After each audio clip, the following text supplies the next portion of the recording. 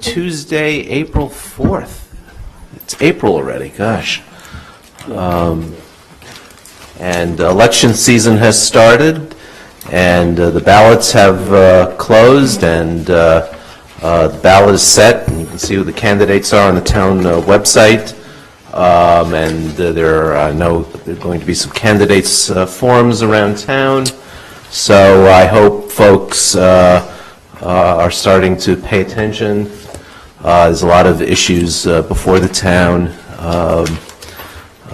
These Board of Selectmen meetings have been so interesting because of the issues in front of us. So any announcements from Selectman Daley? Yeah, tomorrow is the volunteer lunch, appreciation lunch at the Senior Center. And I have to say I am always so impressed with how many people step up and volunteer there, and they really could not run the place without the many, many people who volunteer. And so they have this lunch tomorrow to honor them. That's always a very nice event. Selectman Green. I just want to mention that last week was Climate Action Week, and there are a number of events. And I just want to say that I attended two events. One, a nature walk through Ore Sanctuary, and then a presentation here at Town Hall on issues related to climate change. And I learned so much. I mean, not just the usual talk about climate change and environmental issues, but just real deep understanding of, or I learned some deep, or got a deep understanding of some of the issues with respect to soil and its role in climate change, as well as adaptability to climate change, etc. I don't have a whole lot of explanation, but it was an incredible opportunity to attend these events. We should note that this week is Public Health Week, and people should check the town's website because there's several interesting events this week. Maybe I can learn something? Yeah, maybe you can. From that. Selectman Franco. I also attended Climate Week. I was at an event at the State House, actually, and it was impressive that the organizers were able to get legislators from districts outside of Brookline to come and speak about the importance of participation and how to be an effective advocate. So I think Selectman Green is right on point that it was a valuable and important week. I want to highlight an event that's going to take place on Saturday. It's the 23rd annual Brookline Rotary Pancake Breakfast. 8 a.m. To noon at the high school in the cafeteria. And it's a great opportunity to see different parts of the community come together, enjoy a little bit of breakfast, and also support a great organization. So 8 a.m. to noon this Saturday at the cafeteria at the high school. Selectman Hiller. I have a couple of updates to give you. I also attended some Climate Week events, and as always, they were very elucidating. But I also want to report to you about the pilot project on the gas leaks. National Grid has met with the town, Peter Ditto and others in the town, and they've come up with a list of 10 leaks. And they're working, Peter's working very diligently on getting the permits and the police details in place. And so those should start soon. I don't know exactly when. Part of it, I think, depends on the weather, which has been not so great lately. But anyway, so we also had our public hearing last night, the Climate Action Committee, Selectmen's Climate Action Committee, we had a public hearing on the warrant article concerning the Paris Agreement. And we didn't conclude the hearing. We made several suggestions to the petitioner. And we'll take that up again on Monday, April 24th, I believe, is our next meeting. We've also are looking at EV chargers. We're going to have a report on that. We are looking at net zero for the 9th school. That subcommittee is continuing to meet on a regular basis, and we'll come up with some recommendations soon. Community aggregation is a little stalled. Unfortunately, we had heard that we were going to, the DPU was going to issue a decision on March 31st, which was Friday. And we held our breath, but it didn't happen. So I suppose that teaches us a lesson. At any rate, we have developed a timeline which would have us do the opt-out letters as late as the few days before Memorial Day. That way we could get the program underway by the end of June, so that when the summer really takes off, people wouldn't be in that 30-day opt-out period. And if it doesn't happen that way, we'll probably, my inclination would be to roll it over, to hold it over until August, September, when people are back in town for vacation. So that's the update about that. I'm continuing to work on the JFK 100. I know I haven't done much reporting to you about that because it's been, it's coming together now, let me say that. I see Bill McGordy in the audience, and he's prepared to do a souped-up Veterans Day, correct? We will have a choral performance, a jazz group, and of musicians from the high school at the parade. And pretty soon we'll be coming out with a list of all, because some of them are not quite decided yet. One, let me just highlight a couple. In May, Jim Solomon at the Fireplace Restaurant is doing special meals called Dine Like a Kennedy. And he has, Kennedy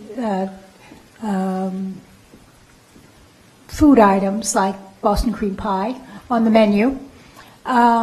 He's also bringing a program to the public schools. Depending upon the school, it'll be either in the 2nd, 3rd, 4th, or 5th grade. It's a program about the food that the Kennedys ate, trying to teach the kids about that, and also about how they lived, in the sense that there's an intern at the National Park Service who puts on the uniform of an Irish maid and talks about what some of the antics of the Kennedy children were, and the relationship to the people who worked for them. So it should be fun. I know that there was a program yesterday at the Senior Center. I didn't get a chance to go to it. Unfortunately, another meeting that conflicted. And that was also about the Kennedy maids. So there's a lot that's going on. Now, Jim is also trying to pull together a sock hop, a 60s sock hop. Okay. And that would be on the evening of May 29th, which is Memorial Day, and it will be in the Schlunch Gym. Mm-hmm. And that, and he hopes to serve some things, some food that would be Kennedy-like, and it should be a lot of fun. So keep your calendars open and plan to buy a ticket as soon as they go on sale, and I'll let you know more. We are also, I'm working with Betsy DeWitt and Toby Hoy, Nancy Gertner, and John Reinstein, and Jim Solomon on hosting a fundraising event for the JFK Celebrations Committee. We're just beginning to establish that, and we'll come to you soon for authorization on that one. But it's sort of like in the same group of funds as the First Light Celebrations Committee. And we hope to raise some money to support this. The National Park Service, which runs the Kennedy House on Beale Street, has no budget for this, really. And they are also not, as a federal employees, they're not allowed to fundraise. So they're not involved in we're doing what we're doing without them. But we're hoping that we will be able to raise some funds. I'd like to also perhaps use, if we raise enough money, use it for some educational efforts next year with the kids around Kennedy in the year 2017. So we'll see. Those are our aspirations at this point, and we'll see if they come to fruition. Okay. Well, I will say, I think when I was new on this board, I took the tour of the Kennedy House, and it's a great tour because the fact that really stuck with me was when the Kennedy children were young, Rose would give them topics for discussion at dinner, like international relations and things like that would be the topics for discussion, sort of fairly complex. And I thought, no wonder, so that's how you train someone to become such an effective speaker, is by giving them the topics when they're 7 or 8 years old to discuss at dinner. Okay, I think we're ready to dive into the calendar. We have minutes. Anyone have any corrections? I don't see any, so I'll move the minutes of March 28th. All those in favor? In the amounts of $5,600, $2,500, and $1,400? And there's a $3,500 one in our package? Yes, Okay. $3,500, and that's in the general fund, and those are for utilities. Okay. So there's going to be, we're amending the motion that's in the calendar to approve the appropriation transfer of $9,500 in the Recreation Revolving Fund, as stated on page D1, and also to approve the transfer of $3,500 for utilities, as stated on page D3 of our package, and that's out of the general fund.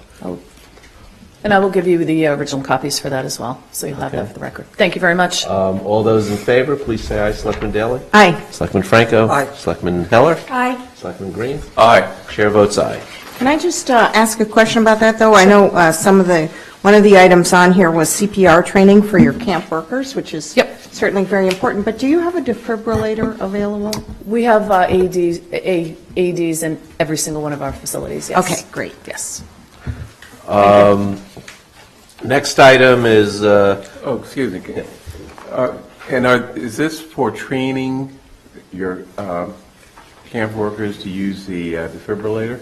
Or is this just That is CPR? part of the professional level of certification in that training, so yes. okay, thank you. Thanks. Next item is a question of authorizing the chair to execute an amendment, an extension of the Brookline Housing Authority's resident security playgrounds and capital improvement subrecipient agreement. Viola, welcome. Thank you. Good evening. Joe Viola, Assistant Director for Community Planning.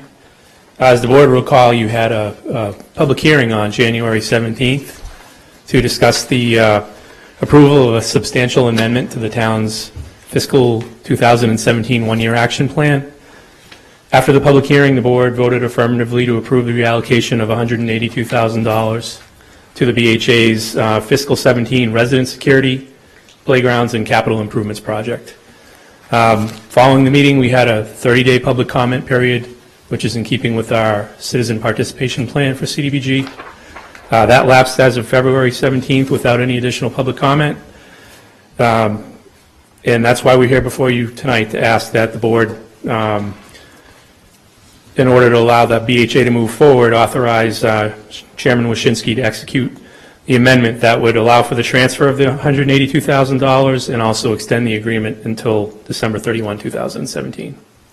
Okay, any questions or comments? No, I will just say that because I serve on the CDBG committee, and the Housing Authority in recent years has gotten much better than, they used to have a little bit of a bad reputation for not being able to get their projects done with their CDBG money, and, they are hard because they have to wait to get the certain notification, and then they have to fill out a lot of paperwork and everything, but they've gotten much smoother at getting this done, and they certainly have a backlog of projects that need it, so I think it's worthwhile to allow them to move forward with this. Okay, any other comment? Therefore, I'll move that we approve and authorize the chairman to execute an agreement and extension of the Brookline Housing Authority's FY 2017 Resident Security Playgrounds and Capital Improvement Subrecipient Agreement. Said amendment and extension will allow the transfer of an additional $182,000 in CDBG funds to the project and extend the term of the agreement to December 31, 2017. All those in favor, please say aye. Selectman Daley? Aye. Selectman Franco? Aye. Selectman Heller? Aye. Selectman Green? Aye. Chair votes aye. Great, thank you very much. The next item is the question of submitting a grant application to the Massachusetts School Building Authority major repair program for repairs to the HVAC system at the Driscoll School. Mr. Gillis, this is your maiden voyage here, eh? It is. I didn't get any sleep last night. Good evening, Matthew Gillis, Director of Operations and Facilities for the School Department. This topic came up a little while ago within the school department, and with the devotion project winding down and the Driscoll School going to remain the Driscoll School for the foreseeable future, we need to proceed with maintaining it and extending its useful life. And one of the first things we need to do with that, and Charlie Simmons put a request in the CIP, was for upgrading the HVAC system, some parts which date back to 1910, 1928, and 1953. So since it appears the town is going to be replacing that system anyway, and it fits the criteria almost to a T of one of the major repair programs with the state, kind of felt it would be worth asking. There's really no harm in putting forth the vote.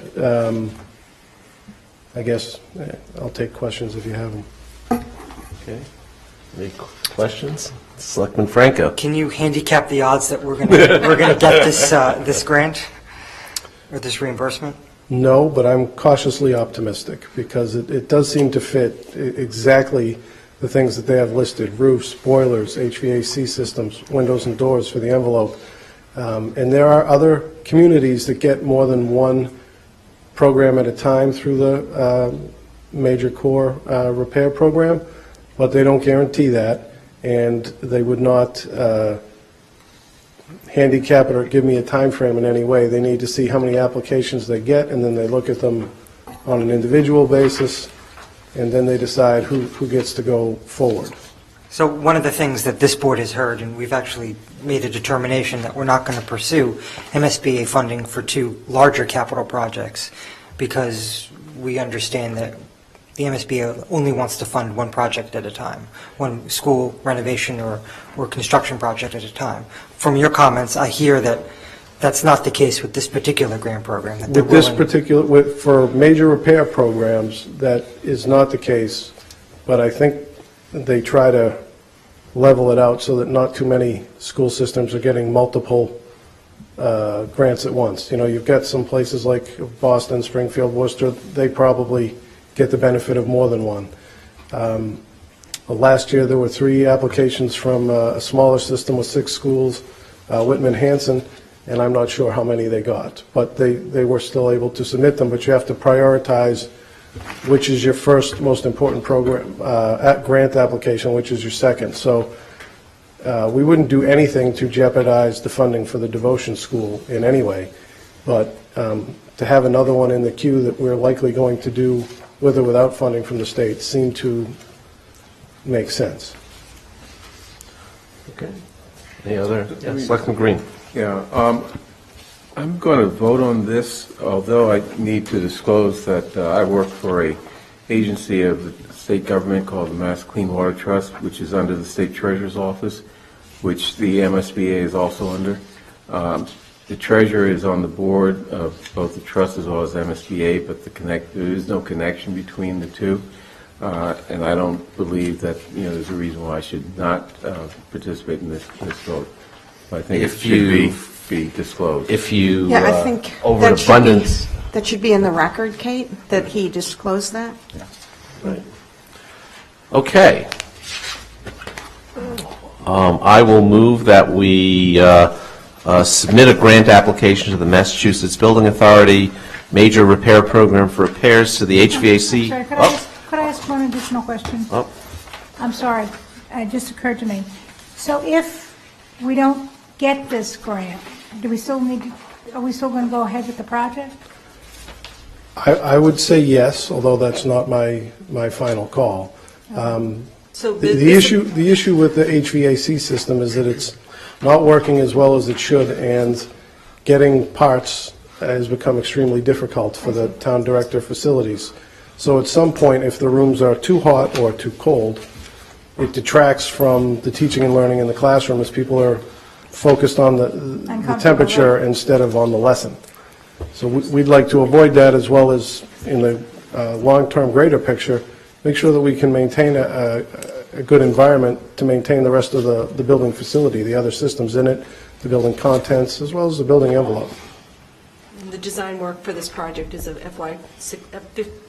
FY18 request, and then the construction would begin in fiscal 19. Okay, thank you. Yeah, I'll note, I didn't mention that Melissa Goff, Deputy Town Administrator, is filling in for Mr. Kleckner, who's away due to a family emergency. Okay, thank you. You're going to have to bear with me. There is being that this is the MSBA, there is language that they want us to vote. So here you go. It's long, and we'll provide the text to Kate. Vote. So here's the motion. Having convened in an open meeting on April 4th, 2017, prior to the closing date, the Board of Selectmen of Brookline, in accordance with its charter, bylaws, and ordinances, I'm moving that we vote to authorize Superintendent Andrew Bott to submit to the Massachusetts School Building Authority the Statement of Interest form dated April 7th, 2017 for the Michael Driscoll School located at 64 Westbourne Terrace, which describes and explains the following deficiencies in the priority category number 5, for which an application may be submitted to the Massachusetts School Building Authority into the future. Priority category 5, replacement, renovation, or modernization of school facility systems such as roof, windows, boilers, heating, ventilation system to increase energy conservation, decrease energy-related costs in a school facility. The Driscoll School is in need of replacing its HVAC system with temperature controls, which heats the building via steam, and parts of the system date back to 1910, 1923, and 1953, and hereby further specifically acknowledges that by submitting the Statement of Interest form, the Massachusetts School Building Authority in no way guarantees the acceptance or approval of an application, the awarding of a grant, or any other funding commitment for the Massachusetts School Building Authority, commits the city, the town, to filing an application for funding with the Massachusetts School Building Authority. Okay? That's the motion. All those in favor, please say aye. I'd like to quibble about a word in the second sentence. No, just kidding. Aye. Selectman Franco. Aye. Selectman Heller. Aye. Selectman Green. With the exception of the system dating back to 1928, not 1923, I vote aye. That's a oral error. Right. It's like a Scrivener error. And the chair votes aye. Thank Thank you very much. Thank you, Mr. Gillis. Okay. We have a number of temporary wine and malt beverage and alcoholic licenses, and I'll move them in omnibus fashion. I'll move that we grant a temporary wine and malt alcoholic beverage sales license to Brookline Interactive Group for an after-hours networking event to be held on Wednesday, April 5th from 5 to 8 p.m. at 46 Tappan Street. Also move that we grant a temporary all kinds alcoholic beverage sales license to Senator McCore, or Maker, for an event to be held on Sunday, April 9th, from 7 p.m. to midnight at 384 Harvard Street. I'll move that we grant a temporary all kinds alcoholic sales beverage license to Pine Manor College for a bat mitzvah to be held on Saturday, April 8th, from 7 to 11 at 400 Heath Street. I'll also move that we grant a temporary wine and malt beverage license to Pine Manor College for a dinner reception to be held on Thursday, April 27th, from 6 to 10 at 10 p.m. at 400 Heath Street. And I've reviewed all the applications. They appear to be in order. All those in favor, please say aye. Selectman Daley? Aye. Selectman Franco? Aye. Selectman Heller? Aye. Selectman Green? Aye. Chair votes aye. And the last item on our miscellaneous calendar is the question of authorizing the chair to sign a letter accepting technical assistance related to the Kent Station Street Affordable Senior Housing Committee from the Massachusetts Housing Partnership. That's Yeah, yours, this Selectman one's Daley? fine. So we owe a great debt of gratitude to Rebecca Plout-Mautner, who came to address our committee, because she works in the affordable housing area and is something of an expert. And we're struggling with a lot of questions about financial feasibility of this project, and she was suggesting that these people might be able to help us with that analysis, and she actually contacted them, and I think, got us a very favorable, quick response from them, which I guess is unusual, I'm told. So they are going to come in and do this themselves. I thought it was at first a grant program, and we'd have to go through the whole RFP process and hire somebody, but this is even better. They just come in and do it, and will give us we hope, the financial answers that we need to know how feasible this site is for affordable senior housing. So the committee's been working hard, we're progressing, but this is like a key thing that we still need to know.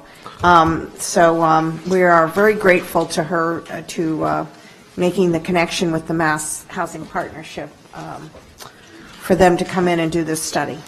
Okay. Any other questions, comments, discussion? I will therefore move that we authorize the chair to sign a letter accepting technical assistance related to the Kent Station Street Affordable Senior Housing Committee from the Massachusetts Housing Partnership.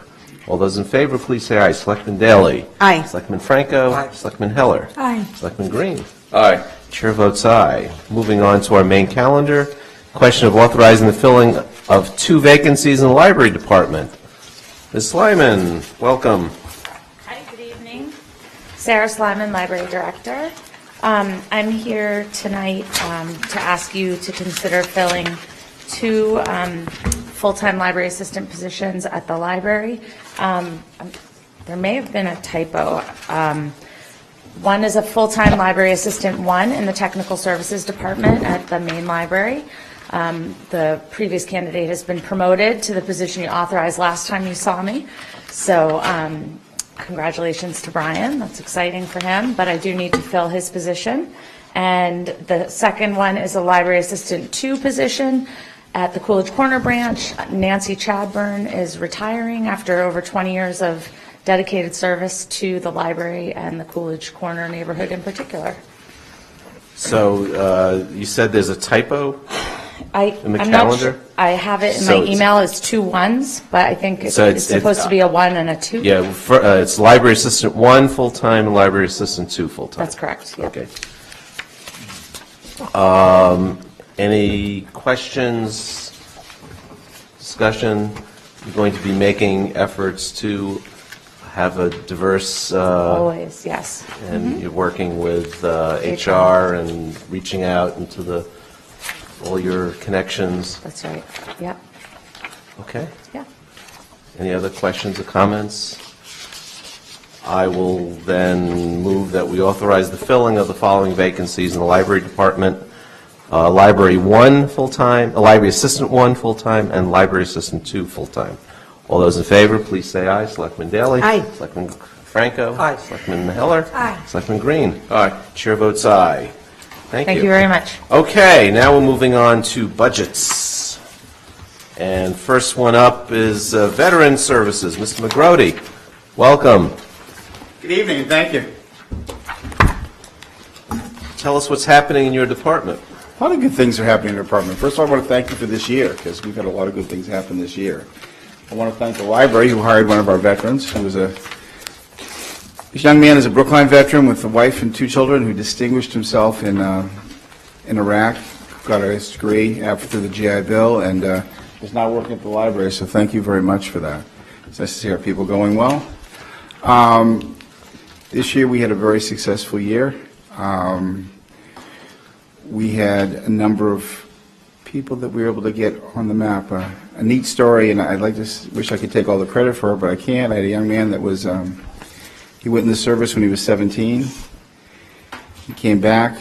It was evident there was very significant PTSD issues. He ended up losing his job, his car, his housing here in Brookline, and he was involved in the court system across the street.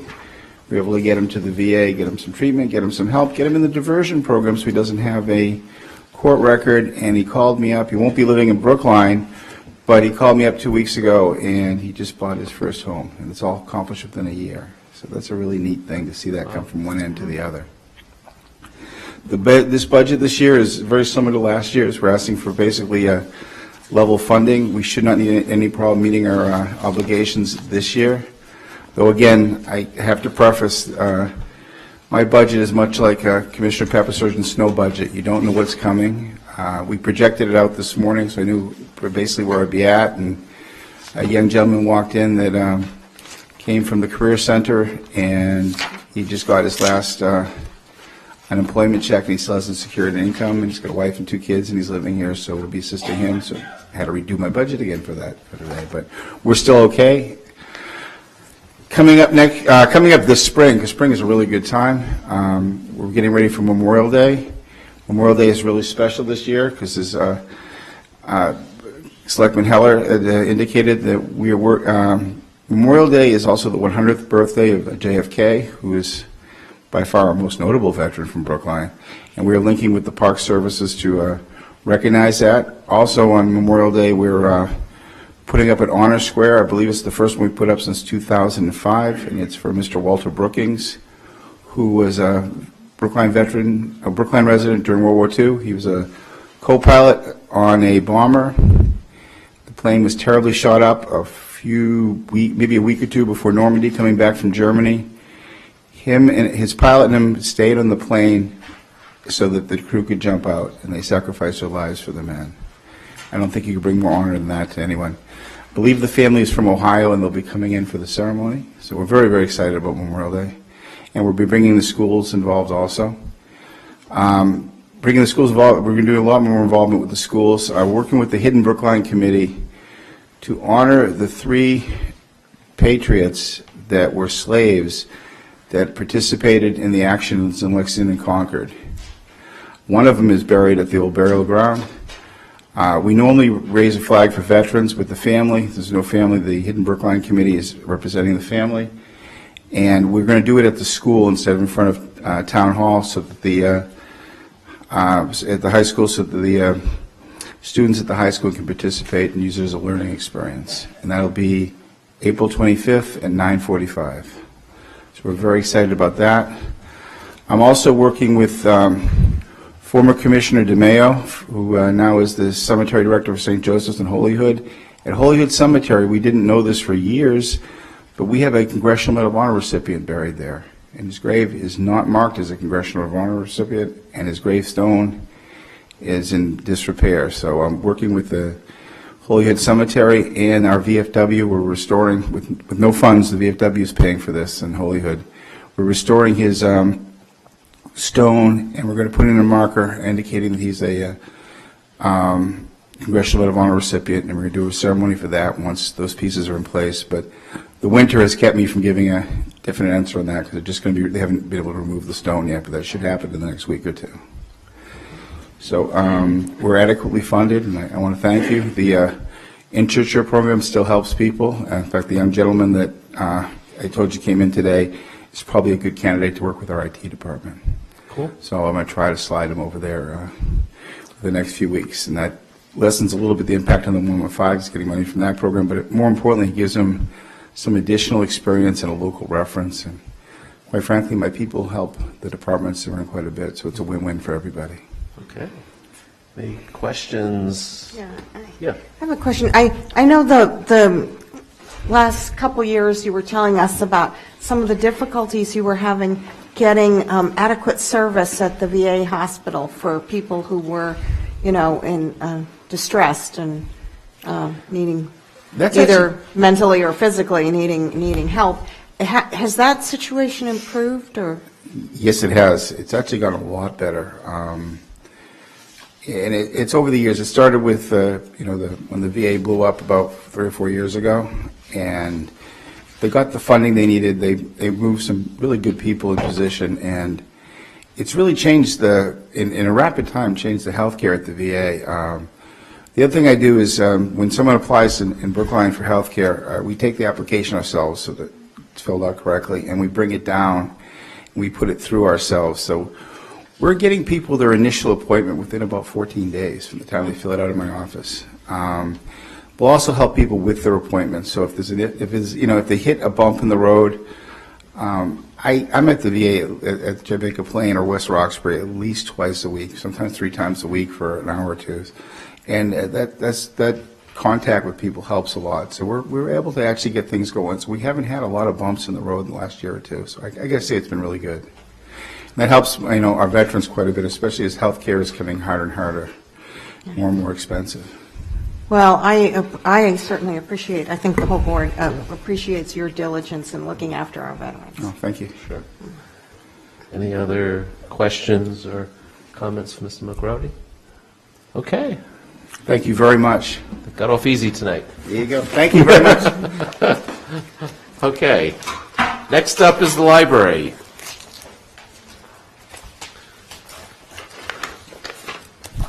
That's page 87. Hello again, Sarah Slyman, Library Director. I'm spending a lot of time together lately. We've had a great year at the library this year, and we're looking forward to a great year next year. So far this fiscal year, before I get going, actually, I want to thank my trustees who came out to support the budget tonight: Regina Healy, Jennifer Reese, Judith Vanderkay, John Margolis, Carol Lowy, and Karen Livingston, representing half of the board. So I'm delighted that they made the time to stand with me. So the trustees actually formed a committee to compose a new strategic plan this year, and we are very proud to say that not only did we complete a 5-year strategic plan for the library, but that it has been officially approved by the Mass Board of Library Commissioners, including our first year's action plan. So that's very exciting. That makes us eligible for all of the grants that are offered through the Mass Board of Library Commissioners at the state. This year we also hosted for the first time an Artist in Residence program, which was extremely well received. We got a lot of attention in the community, but also coverage in the Globe and other newspapers, so that was exciting. We signed and ratified a union contract that was actually quite a pleasant negotiating experience as labor relations go, so I'm delighted to report we have very strong and positive labor relations over at the library. We're also offering... You're going to have Sarah do some of the others, kind of. We're offering iPad lending at the Putterham Library. They're specially... we partnered with the Easter Seals to offer iPads preloaded with apps that are specially designed access apps for people with varieties of different issues, folks on the autism spectrum, for example, some for people with low vision, and some of these apps cost $500 to $700 each, so they're really unattainable for a lot of folks. So we were able to partner with the Easter Seals and the Friends of the Library and provide these iPads that people can check out just like a book and use these apps rather than having to purchase them out of pocket, as well as purchase the device. And the Friends of the Library are currently looking to expand that program to all 3 locations, so we're pretty proud of that. The big initiatives upcoming are our strategic plan should appear on our website fairly soon, probably by the end of next week, along with this coming year's action plan. I just want to highlight some of the more exciting aspects of the action plan. Probably the most talked about around town is that we are hoping to do some renovations of the Coolidge Corner Library, including roof and repointing, carpeting, windows, and at long last, the addition of an elevator to make the program room accessible. Last year, Coolidge Corner hosted 586 programs in their program room, and they were attended by 10,443 people. So no shortage of attendees needing to get down to that room. We're also planning to deploy a laptop vending machine at Coolidge Corner. We have long struggled with access to public computers at that location. We have 12, and there are constantly people waiting to get on the public internet. So we hope to double our access to public computing there next year. We are planning a large collection move at the main library next door. We're hoping to bring our more popular collections up and forward to the front of the building and put collections that either don't circulate or circulate significantly less in more difficult, I don't want to say difficult, but like are not front and center. And let's see what's next. We are sending the department heads out for management training with Maureen Sullivan. I've coordinated this entire program. Maureen Sullivan was the president of the American Library Association and is considered one of the foremost library management consultants in the United States. I've worked with her to bring 10 local libraries together to send our managers out for a 3-day training. And we're really looking forward to them. A lot of the other library directors, we're all sort of facing the same issues, and this will get everybody in the area sort of on the same page. And the other one that I thought was interesting is some of the staff are getting together to do an onboarding program so that we're sure when we bring people onto the staff that everybody's being taught the same thing, same processes and procedures, same expectations moving forward, so there's a little more consistency of expectation throughout the 3 locations. Our budget looks pretty good this year. We are sustaining a small cut of $15,000 for utilities, and I'm sorry, $10,000 for utilities and $15,000 for personnel. That's savings that the town anticipates appreciating due to the temporary closure of the Coolidge Corner Library in service of the renovations. The renovations are have made it through advisory to the tune of $646,500, $285,500 for the elevator, $163,000 to recarpet the entire building, and $180,500 to replace some windows that were original to the 1973 edition. So I do always like to... That's in the CIP budget, right? That's right, yep. I do also like to remind everyone every year that the library trustees continue to generously supplement our operating funds to the tune this year of over $221,000. The Library Foundation also provided us $61,000 of program support this fiscal year, and the Friends of the Library have provided a ton of program support. Either I couldn't put an actual dollar value on it. They tend to sort of vote initiatives as they come along rather than plan them out ahead of time. So, but they're great. They send the staff out to conferences. Robin Brenner, our very wonderful and famous teen librarian, is going to a Harry Potter convention in Dublin to learn about programming and cultural events around education through the Harry Potter narrative. Cool. I think that's it. Selectman Green. Just one question regarding something I thought was a big cost item, and that is subscriptions. Where did I find that in the budget? I'm sorry? Subscriptions? For? Your electronic items, magazines. So an enormous percentage of our electronic resources are funded at the state level, so that doesn't come out of town money. And then things like Hoopla, our streaming service, is funded out of our supply line. So our book budget is absorbed in that large supply line because it's circulating library material, so it counts the same way a book would. So it's not really counted separately as a subscription. The trustees and the foundation also fund additional subscription programs.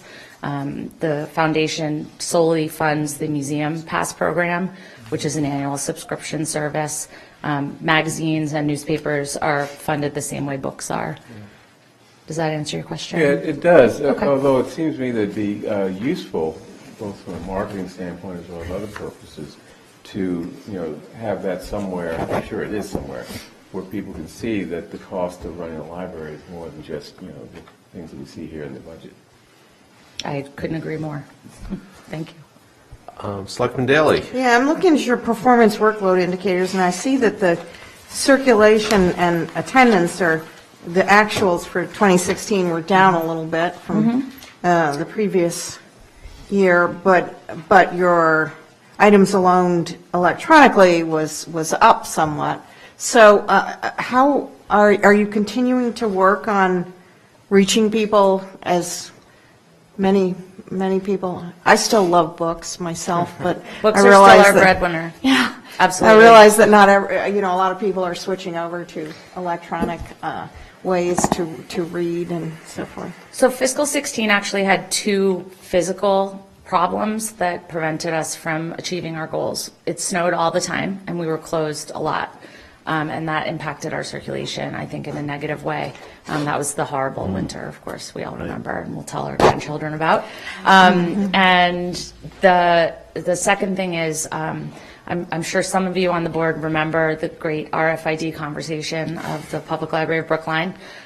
We deployed our RFID technology in 2008, and it was never updated, and there was no funding put into the operating budget to update it. So about 6 months after I arrived, our attendance counters, which are those gates you walk through every time you come to the library, just stopped working consistently. So these numbers in the attendance figures are not only disappointing, but they're inaccurate. So I wouldn't put too much stock in them. We did scrape together some funding to replace the gates, and of course it barely snowed this year, so I'm hoping to see bigger numbers next year. Okay. You should put an asterisk. Am I allowed to put an asterisk, Melissa? Oh, okay, well now I know. Next year, asterisks everywhere. The magic asterisk. Okay. So, but I also noticed you opened a World Language Center. It said. We did, yep. Where's that, and what is it? It's at Coolidge Corner.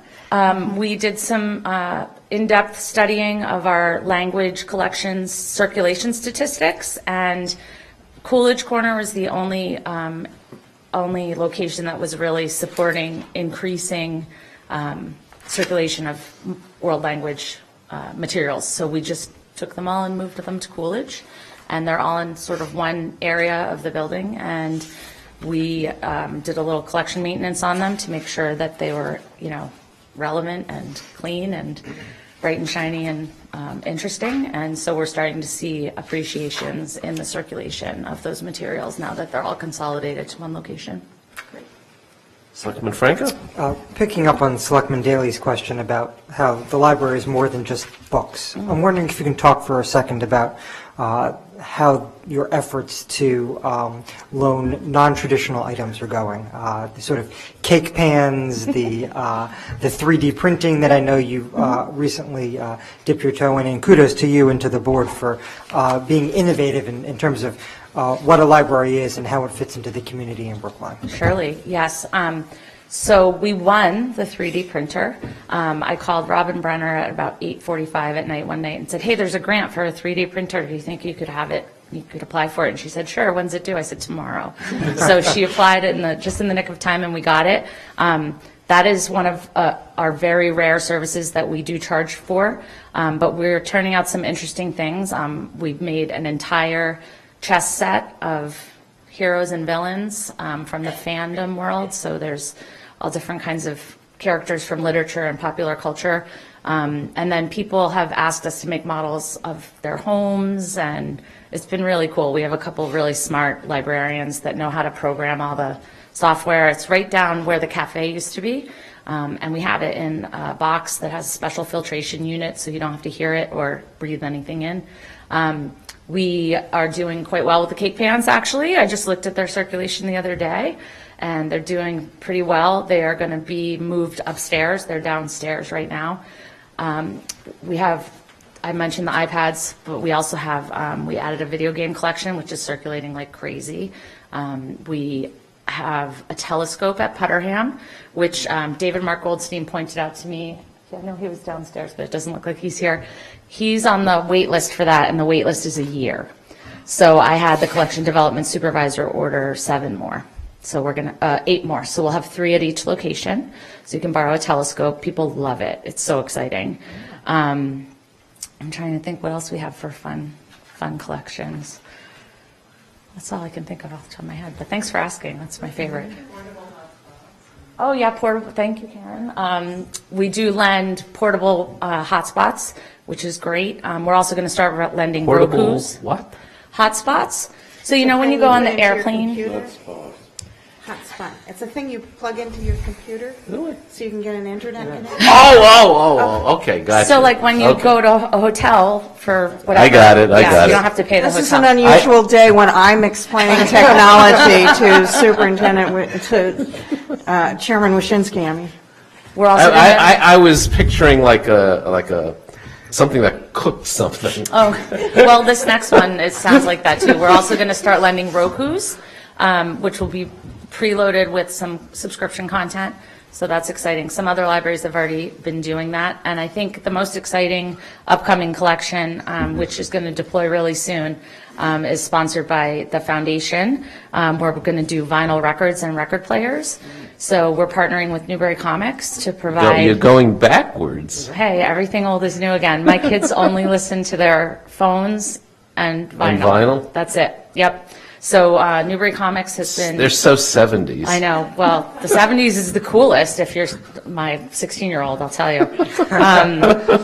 So portable record players that you can check out like a book. As That well is as, so 60s.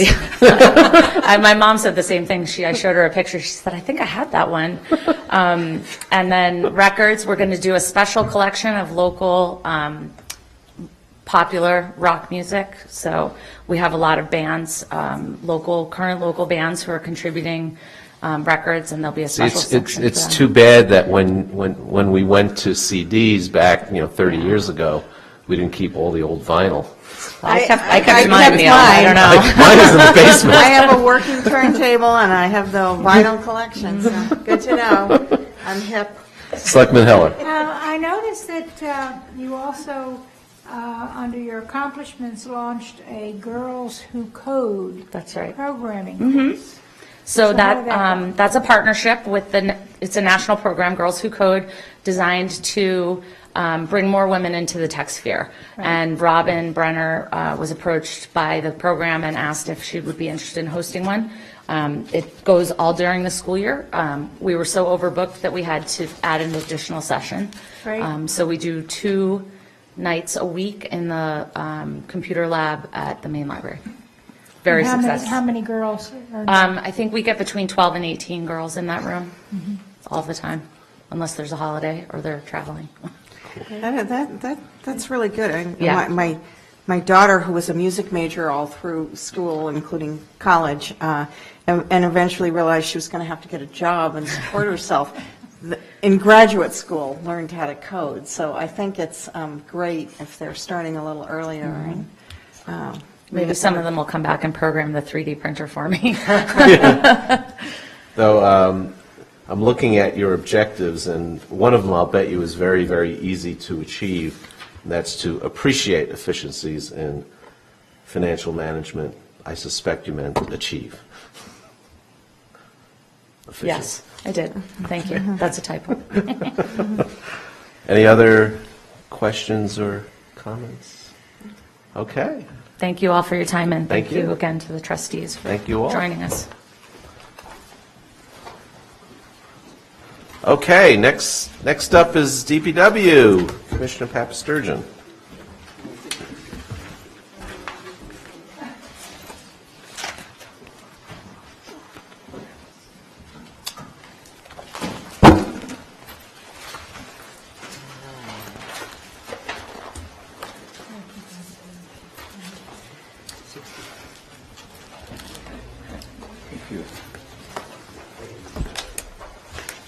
Thank you. Thanks.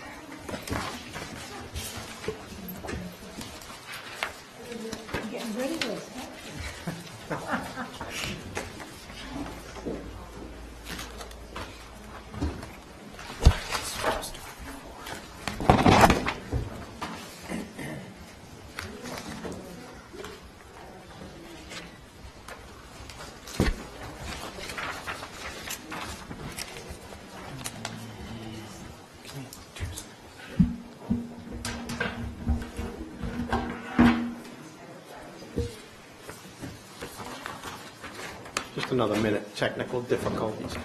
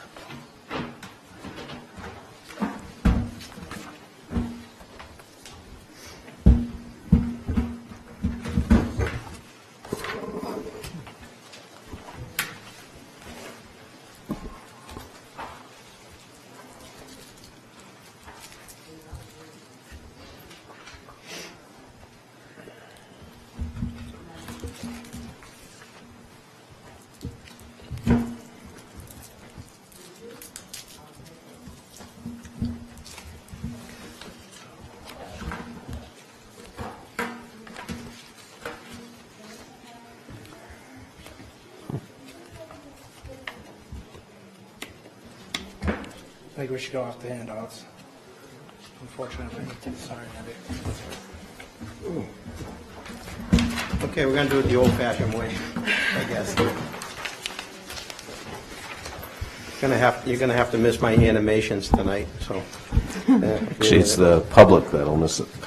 So we're here tonight to present to you the FY18 Department of Public Works budget. I'm just going to go through the handout very quickly. Our budget is so large that I find that it's easier to understand if I just break it down into its major parts, which is what this presentation does. The first piece is our organization chart. We continue to have 163 full-time employees, which was the same as in FY17. If you remember that in FY17, this current fiscal year, we did lose 3 employees in the sanitation division as part of the pay-as-you-throw waste collection system that we will be implementing very shortly. Other than that, everything stayed the same within our 4 major divisions. The total budget, excluding MWRA, is, well, it's about $22 million. If you add the MWRA number back in, the MWRA number is about, almost doubles it. I wish I had that presentation for you. The DPW portion of the budget is $14.5 million, and the water and sewer portion of the budget with MWRA assessments is $29.3 million for a total DPW budget of $43.8 million. The expenditures for the budget are shown on the next page. Almost 56% of our budget is personnel costs. Services, which is generally contractual services, things we pay other companies for, is 23%. Supply budget, 6.5%. Capital equipment is almost 7% of the budget, and then utilities is another 7.5% of the budget. Keep in mind that this is purely the operational budget. This is not the capital improvement program, which is another whole entity. Quick summary of the changes in the Department of Public Works budget from FY17.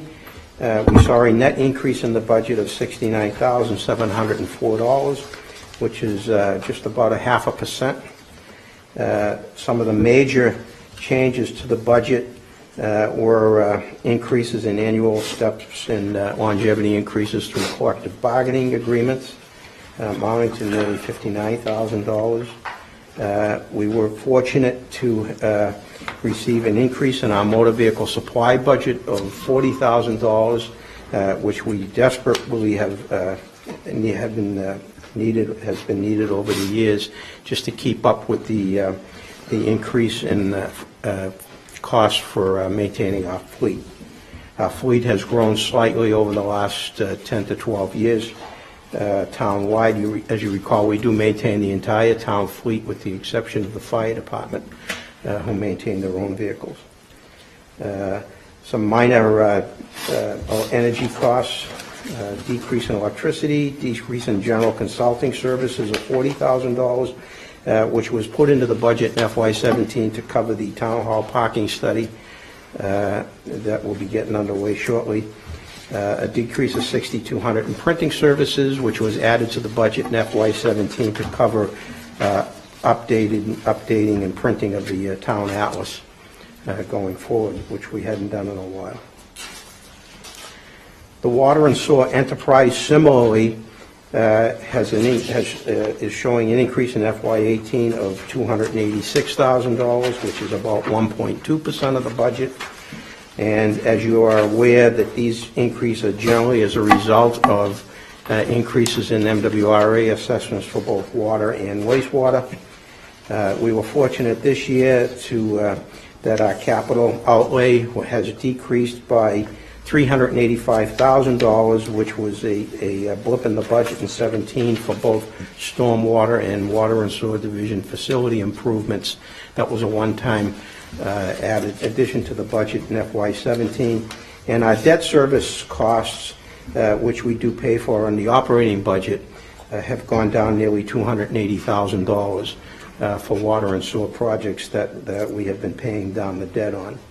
Just as a cautionary note on the MWRA assessments, while we're showing increases of nearly $700,000 going forward in FY18, those were based on preliminary numbers that we had at the time that we built this budget, which was back in November.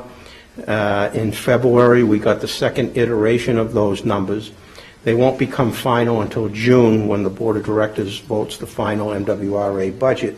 But I can tell you that at this point, based on the February numbers, that $700,000 has been drastically reduced. So the new figures that we receive prior to the June vote will be what we use to design the water and sewer rate structure going forward for FY18, which we generally bring before you mid to late June.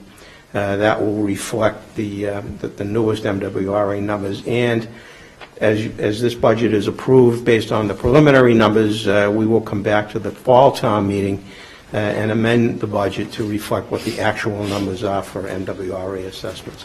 That's been the protocol that we've been using over the years, and it seems to work well rather than... Yeah, and remember, too, we have the new requirement for a public hearing on the water rates. Correct. Yeah. So you have to build that in. Yep. Some of our objectives for FY18, first and foremost, is to finish the implementation of our new hybrid pay-as-you-throw waste collection system. We are on target with that. We have closed the cart selection period. I'm happy to announce to the board that we got a phenomenal response from our residents. We got a 92% response return on cart selection by the March 10th deadline. And if you remember, we launched a massive PR campaign. Right. We used every piece of media available to us, including social media, print media, everything that we could do to get the word out to people. We did, and it showed in terms of the response rate. We made it very clear as we were going through this process that if you did not select the cart, that we would ultimately select one for you. And generally, we defaulted to the 35-gallon cart size for anyone who didn't select a cart. But that turned out to be, we didn't have to, go way out on a limb for that. It was a very small number. So I shared some of the statistics with Chairman Wyszynski today about the number of carts, the distribution of carts in terms of size. I do have that for the board also. if you'd like to have it. So it appears that 55 units chose bags only. Those 55 units, I'm glad you brought that up. You remember the waiver program? Right. That we were instructed by town meeting to implement? Those 55 accounts were the ones that were granted waivers. So out of our 13,000 refuse accounts, 55 received the waiver.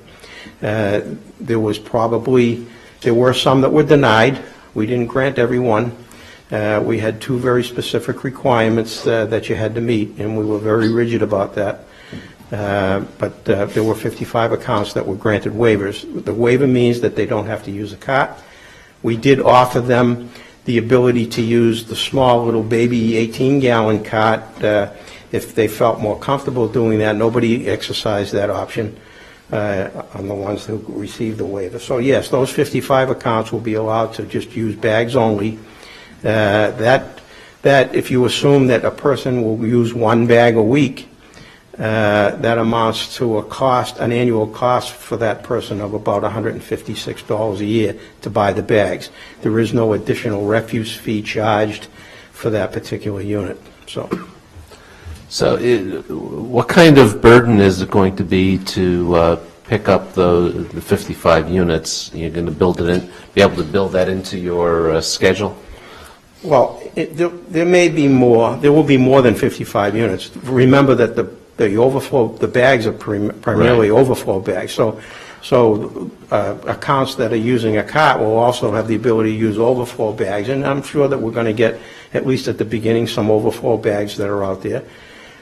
They are more labor intensive to pick those up. The driver generally would have to get out of the vehicle until such point that we can train our drivers to and instruct our residents. Maybe you can put the bag on top of the cart, and if they were really good with the equipment, they'd be able to lift the whole thing in one shot up into the truck. But that'll come with time, I guess. But yeah, it's going to slow us down a little bit, but that's the price of doing business when we have a system like this. Yeah. I got somebody with a concern that I did refer to your office, and it was one of the owners of a hardware store in my neighborhood, and she had been told by the company that supplied the bags, so that the hardware store was supposed to carry the bags, sell them at the cost that they paid for them, but they were being told by this company that they had to front $600 to buy these bags, and it did seem pretty onerous for something that they were going to make no profit on whatsoever. So that was her concern, was that she just didn't feel she was willing to do carry the bags, sell them at no profit, keep the books on it, but it was the having to front the $600 that seemed to be the sticking point. The $600 is the cost of buying a case of bags, and that's the manufacturer's price. All of the local retailers that were approached, and we didn't really have a part in that. That was all done through the manufacturer of the bags. The vendors had to buy one case of bags up front, and then so they've prepaid for the bags. The agreements generally are that they can't mark up the price of the bags because we set the price of the bags. So. Whatever they sell the bags for, then the revenue is returned. So they're paying up front for that. That was the arrangement. We've got probably close to 20 retailers that have agreed to carry the bags. It's their choice if they want to do it. The reasoning behind it is it generally would increase foot traffic into the store for patrons to buy other things. The bags aren't a profit-making enterprise. It's there for the convenience of the public in terms of doing the town's business. So we only had, to my knowledge, one retailer, the one that you mentioned, that didn't want to do that. So that's their choice. So they don't have to do it, but we have plenty of other retailers that are willing to do that. So, Selectman Heller. So I'm curious, how many people just left it or opted for the 35-gallon cart? I mean, you had given us some statistics. I'll be happy to share that with you. And I won't take the time now, but I will give you a chart before I leave that shows all the data on it. Originally, we had, well, let me tell you what the numbers are. We have 7,079 accounts that are going to use 35-gallon containers, 3,486 accounts with 65-gallon containers, and much to my surprise, 1,596 accounts that have opted for the 95-gallon container. Wow.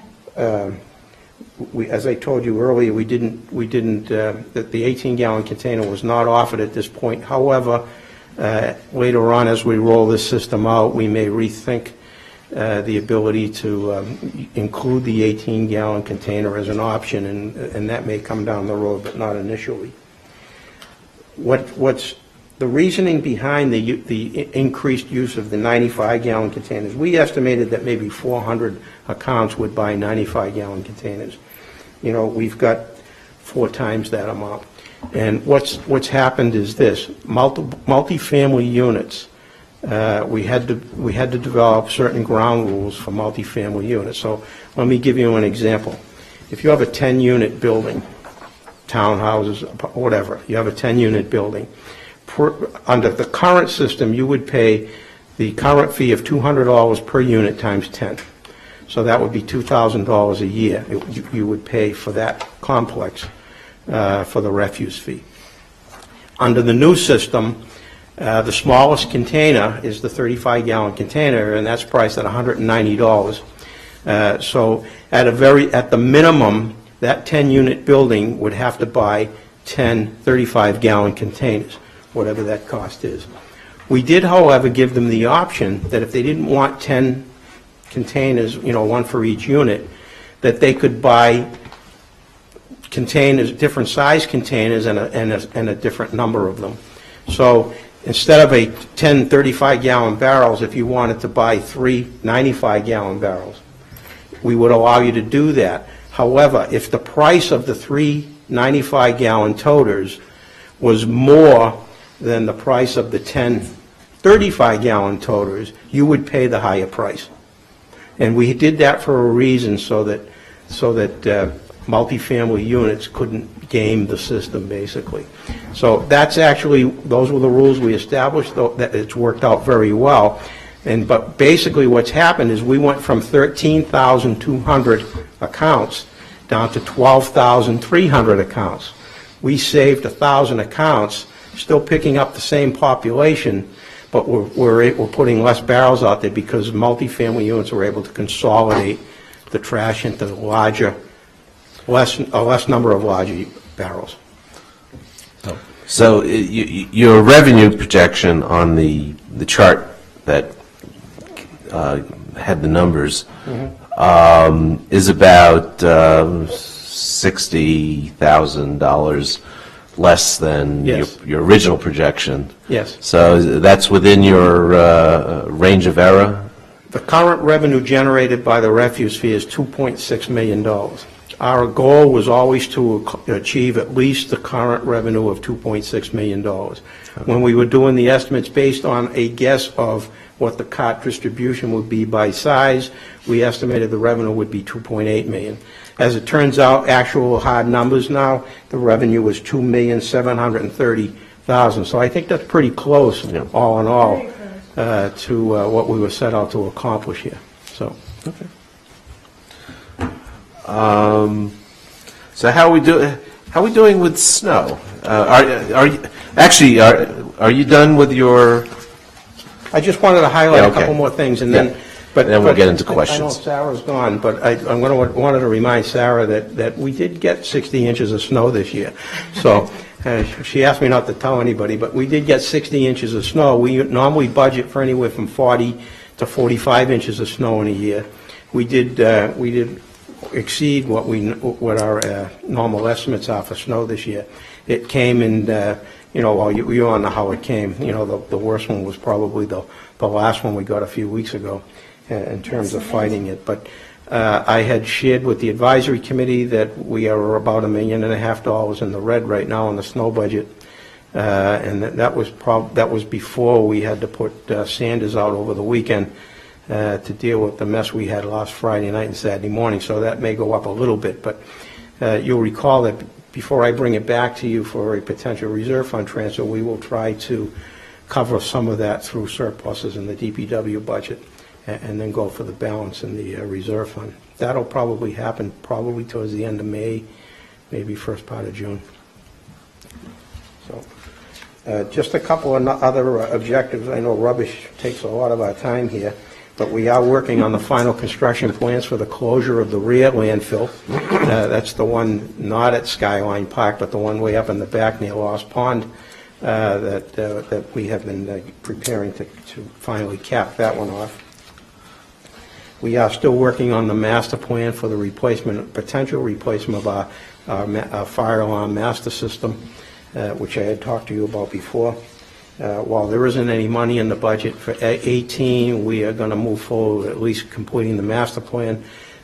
So when we get further down the road, we'll have a better idea of what it's going to cost us to implement that. We are going to be putting out the reconstruction of Babcock Street very shortly this year. That's going to be a major $1.5 million project that we're paying for using Chapter 90 funds. We're going to complete the final phase of our LED streetlight program. We've just placed the final order. You'll remember that we broke that into 4 phases. We've got it at over 75% complete right now, and we're doing that with in-house forces, not contractual forces. We will be getting ready to do the construction at both Corey Hill and Emerson playgrounds. This is for FY18. Complete and publish the 7-year open space master plan update. Continue our stormwater regulation planning based on the EPA stormwater permit that's causing a stir all over the country. And we are going to be implementing in FY18 a water and wastewater system asset management plan. My final note is just a note about some of the expansion requests we have put in for this year. We were very fortunate that most of them were approved, and we're thankful for that. But the biggest one was the increase to the motor equipment repair supply budget. There was some smaller ones in terms of increasing the landscape services budget in the Parks and Open Space Division, and we did upgrade a laborer in the Sanitation Division to a assistant recycling coordinator to help us with all of our efforts in terms of waste and recycling going forward, and bylaw enforcement as well. So that's it for a $44 million budget on my end. So we can take questions. I have all the directors here, all the division directors are in the back. If you have any specific questions. One of the expansion requests I see wasn't approved was the park comfort station supplies. Now, I can't imagine what we're not putting in the comfort stations. Maybe I shouldn't ask publicly. Well, that just means you're going to have to bring your own, that's all.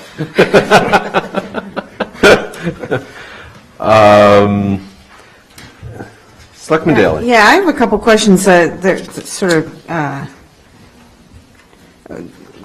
don't know, maybe for Mr. Corain, but I'll give them to you and you can. I had a call today from a constituent about the plans for Babcock Street, and they were unhappy with what is planned there. But they were saying that the captain of the fire station was also unhappy. So I haven't had a chance to look into this yet, but I am certainly concerned if the fire department's concerned. So my understanding is actually the decision by the Transportation Board will be appealed to this committee, to this board, and Town Council will, of course, go through and decide whether the issue is appealable. After a 2-year process, several public hearings, a staff-appointed working group that included neighbors, members of the Bicycle Advisory Committee, and others. There were actually 6 plans put on the table and then slowly weeded out after different meetings involving the public until we finally got to one that was unanimously approved by the Transportation Board, and it uses raised elements to reduce the speed to 20 to 25 mile per hour consistently through the corridor that allows a sharing of the road condition under Mass DOT guidelines. And so it does not remove any parking like the original plan had, and it accommodates bicycles through a share the road scenario. But in order to do that with Mass DOT guidelines, you have to bring the speed limit down. Well, not speed limit, you have to bring the speed travel down to 20 to 25 miles per hour, which is their threshold on when you can use the share the road. We did request feedback, the board requested feedback from the fire chief as well as the police chief. The fire chief did write a letter opposing the use of any raised elements as part of any plan because he believes it has a negative effect on his equipment and on the safety of his men. The police said that raised elements, their experience with them throughout the town is that they do not add any delay to their response time. All of that was taken into account by the Transportation Board. They received those last June. They've had, I believe, 2 meetings on the issue since then as we weeded through the issues. So all of that was taken into account. Okay. My second question has to do with where we're, as we're working on various school projects, the people from the school department and the school committee keep saying to me that the town needs to work on a comprehensive plan for the school employees as well as town employees that would involve subsidized T-passes or, somehow assisting people if they wanted to park at the end of the Riverside line and then take the T in from there. Or I'm wondering what your thoughts are and what your knowledge is of those kind of programs. So actually, that was just mentioned by the commissioner. That was the extra money that was put into our budget for this year to hire a consultant to look at developing a framework for parking and transportation demand management for town employees and including school employees at the various locations, similar to what we require our private businesses to implement like we did Children's Hospital, the marijuana facility, to look at offering incentives to discourage single vehicle driving, commuting, and encourage usage of alternatives such as public transportation, cycling, bridge, Uber, public transportation, buses, etc. So that's the study that the commissioner said. That actually includes that. And the school department and HR have been working with us through that process. Okay, well, I'm very happy to hear that is moving along because clearly we've got, pressures on our, particularly I'm thinking of our various school locations. Absolutely. Selectman Franco? I want to talk about taxi cabs for a second. I guess my first question is, how is the taxi industry doing in town? I noticed that the number of licenses is down from, I think, a high in 2015 of 182 down to 100. Yeah, so pre-Uber and pre-Lyft and other services similar to that, we had 180 taxi cabs at our peak. This was as we were looking to go medallions, possibly, at that time. And the industry, although we had a strong heel, street hail business, a lot of the industry was also supported through contract work. As Uber became more popular, Lyft became more popular, and it made it easier to legal within the state through the DPU in order to hail using your smartphone and Uber app. The need or desire to use taxi cabs has drastically fallen. We have a much smaller fleet. The Transportation Board did implement new regulations to try to encourage everything we had hoped to accomplish through the medallions in terms of newer cars, better conditioned vehicles, hybrids, etc. So we are working, and we changed the regulations now to make it easier now to get licenses instead of large companies for owner-operators. So those people who want to own their own taxi cab, drive it for half the day, and lease it out for the second half of the day, and be invested in their own vehicle. And that was really the draw that Uber presented to a lot of our former drivers that left, was it gave them the chance that they wanted, which was to own their own business. So we have approximately 35 vehicles on the road right now. We have 77 licensed. 35 have actually gone through the process of purchasing a vehicle that meets our regulations, having it inspected, signing up with a dispatch, and then getting it on the road. And by all reports, 35 is working well. They're making enough money to support themselves and their family. The others, they have until June 30th to activate their license and put a vehicle on the road before it gets given back to the town. What are the requirements on signage of the taxi cabs? I've noticed a couple that seem to have the town seal on the door. So there are two dispatch companies now. There's Bay State Taxi, which we're all familiar with. It's one of the oldest in the town.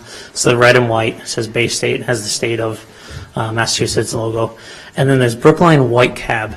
And they came with a design that's similar to the town seal, but it actually is not the town seal. If you look close enough, it actually takes out town of Brookline, takes out all the legal language. It says Brookline White Cab. They're the second dispatch, and their coloring was approved by the Transportation Board. They have 3 vehicles right now. It looks very, very close to the town seal. But, It does look very close to the town seal. Is it illegal to use a town seal? Because by the way, I know it is illegal to use a state seal for commercial purposes. It's illegal to use the town seal if you take what is up there and duplicate it 100%. They've removed the Muddy River part of Boston founded. They removed the incorporated 1705 in Brookline. Instead it says Brookline White Cab. But it does have the same image. So they left the cows and They left the cows in the field. So, Selectman Franco, have you been hailing like town vehicles to give you a ride when you see the logo? Isn't that a perk of being on the Board of Selectmen? I'm not just being, a curmudgeon about this. Having something that looks like the town seal on the door gives the appearance that it's very similar to that it's somehow an official town vehicle. Maybe this will be... I think there is a good point. I mean, I suppose now you've approved it, but the thing is, for liability purposes, if they sideswipe somebody, we don't want somebody calling up and saying one of our town cars. Well, it does also say Brookline Cab. It also says, owned, operated by so-and-so. The license plates say taxi on it. But it's something that come June, when all the relicensing takes place, something the Transportation Board can take a second look at. And there's only 3 vehicles, so it's not hard to make them change it. Now, the Bay State, is it Bay State Cab that has a state seal? No, that's Brookline White Cab. Brookline White Cab. They have a map of the state. Yeah. Okay. I think you should, it's not our problem because it's a state seal, but it is illegal to use a state seal for commercial purposes. No, but it's not the state seal. No, it has a state seal. It's It's the image of the state. So the state okay. outline. Yes, it's the shape of Yeah, it's the shape of Massachusetts. shape of the Sorry. state. Nope, Never mind. With Cape Cod, it's very distinctive. So then I have one final question for you. Don't No problem. flee from the rostrum, the podium there. What's the update on our much debated bike lane on Beacon Street? On Beacon Street? Yep. So the trial was implemented. As you know, town meeting voted to approve the trial for 6 months. We went back and forth with the state, and they finally approved the trial. We're under a consent decree with the Commonwealth. That was part of the project when we redid the Beacon Street project many, many years ago. The agreement that was signed between the selectmen at that time and the state was that any change to traffic signal lights, parking regulations, travel lanes, anything affecting the movement of vehicles had to have the sign-off and okay of District 6. So we went back and forth with them. We did more studies for them that they wanted before they were comfortable allowing us to move forward with the study. However, they wanted a 1-year trial, not a 6-month trial. So we implemented it in late October, early November. We've put it down, the stanchions are there, and the Transportation Board has established its criteria that they'll be using to decide on a final recommendation on whether we move forward or not. They are requiring us to collect Q analysis studies, Q observations every 2 months for a week period. So we did some in January, we're doing some in April, June, and August, and I believe early September. We're also doing bicycle counts to see the usage of the lane by bicycles. That starts in May. And then we're also doing speed collection to see its effect on motor vehicle speeds through that corridor, because that was also red flagged as a problem during the discussions with pedestrians trying to cross the 2 lanes of traffic at those crosswalks, to see if it had any effect on the speed reduction as well. So all of that, along with comments, will be packaged together and handed to the Transportation Board so that they can make their decision per the town meeting vote. So you haven't completed the study, is that the idea? No, so it's a 1 year, so we're doing studies every 2 months. We're collecting all that data, so it's a very intensive data collection that we're going through Okay, in well, order if to you give that want to to hear them. from a user, I drive frequently on Beacon Street in the hour between 4 and 6 p.m., varies. It's not very good. Much worse traffic. The queuing lines are much longer, takes much longer to get through the lights. I'm not so happy with it during that period of time. The rest of the day, it doesn't seem to be so bad. In the morning, certainly the rush is coming the other way, so it's not affected. And to be truthful with you, I don't see very many bicycles, 2 or 3. We've only had it in the wintertime, so that's why we're not doing our bicycle counts until May. That's when we start doing our bicycle counts. But that type of feedback is what we're looking for. We're asking people to send us emails, and we're keeping a log as we get them. We got a lot initially when we first put it out, and then it sort of dropped off. So we're People get reminding tired people of complaining. Oh, no, actually, the vast majority were compliments. So that was the... Actually, a last question for you, Todd. In the objectives for the upcoming fiscal year is the traffic signalization on Beacon Street for the T, but it's listed as a pilot. So what are you going to do, like have one intersection? Correct. So if you remember, town meeting approved several years ago, they approved $50,000 to run a pilot with the MBTA to test the effects of transit signal prioritization along the C line. We've been working with the MBTA. The MBTA, that money has not been spent yet. The MBTA at the time had said that, quite frankly, they wanted us to pay for it and they weren't interested. Of course. Now they've actually changed. This has now become one of their initiatives. And they have been working with us as well as the City of Boston for the B, the C, and the E line, and also Cambridge to try it for buses along Mass Avenue. So they have actually paid for, we did initial scoping. The traffic cabinet controller at the intersection that we chose, which is Carlton at Beacon, could not actually communicate with the MBTA. So we had to wait until they put in all of their communication systems. And then when we found out that our controller was too old and could not communicate with it. So they actually bought us a new controller. It's now been installed. We have a meeting with them next week to approve the protocol in terms of when will the T get the extra green light, if it's only when it's running late, if it's running early, will we not give it, or will we just give it all the time? And then they'll implement that timing, and for 6 months they'll keep track in terms of how much time is saved, and then we'll use that $50,000 to write a report and do a cost-benefit analysis, which is what the town meeting required on this is how much time was saved. Here's the intersections where we can do it up and down the C line, but here's the cost of implementing it. And that'll be presented to the Transportation Board. And based on what the Transportation Board, if they want to move forward with that, will have to go through the CIP. In order Are to, we going to have to pay for that? Well, that's actually up for discussion. So that the MBTA, that's one of the discussions with them is whether, they'll pay for the controllers like they did here.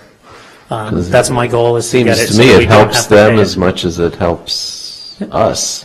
Yep, absolutely, and they've been moving a lot, more into that thinking. So they started with one intersection along the B line, and are now doing it on every intersection along the B line.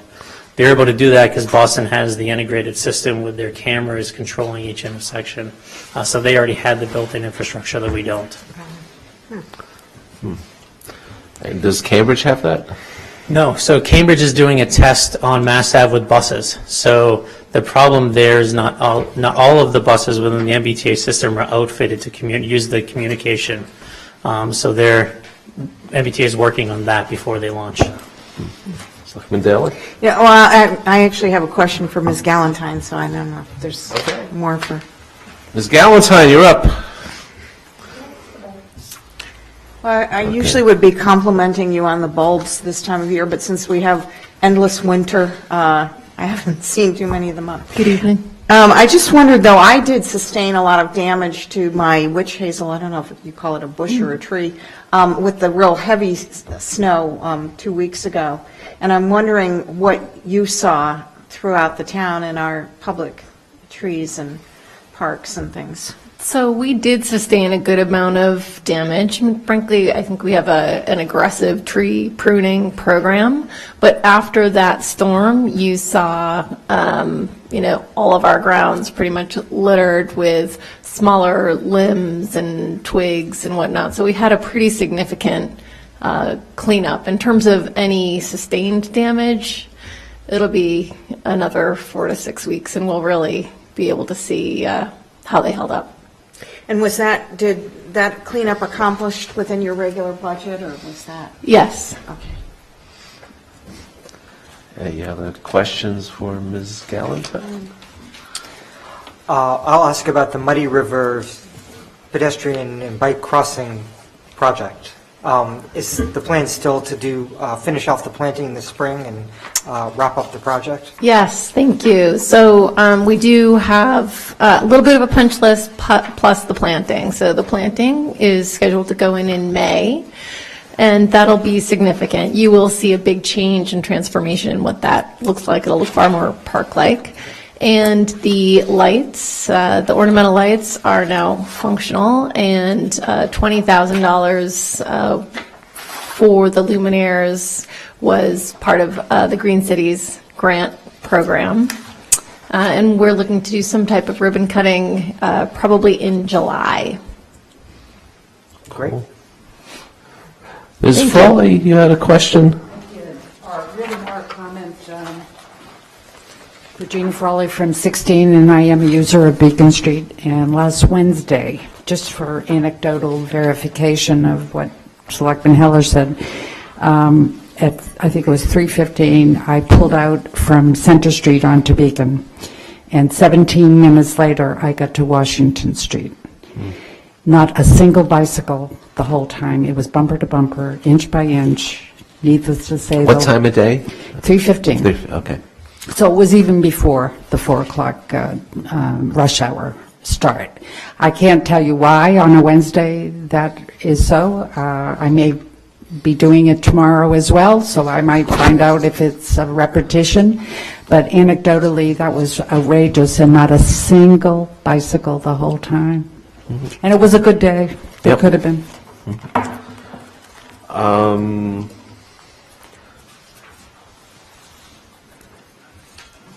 I see in the highway and sanitation section, there's a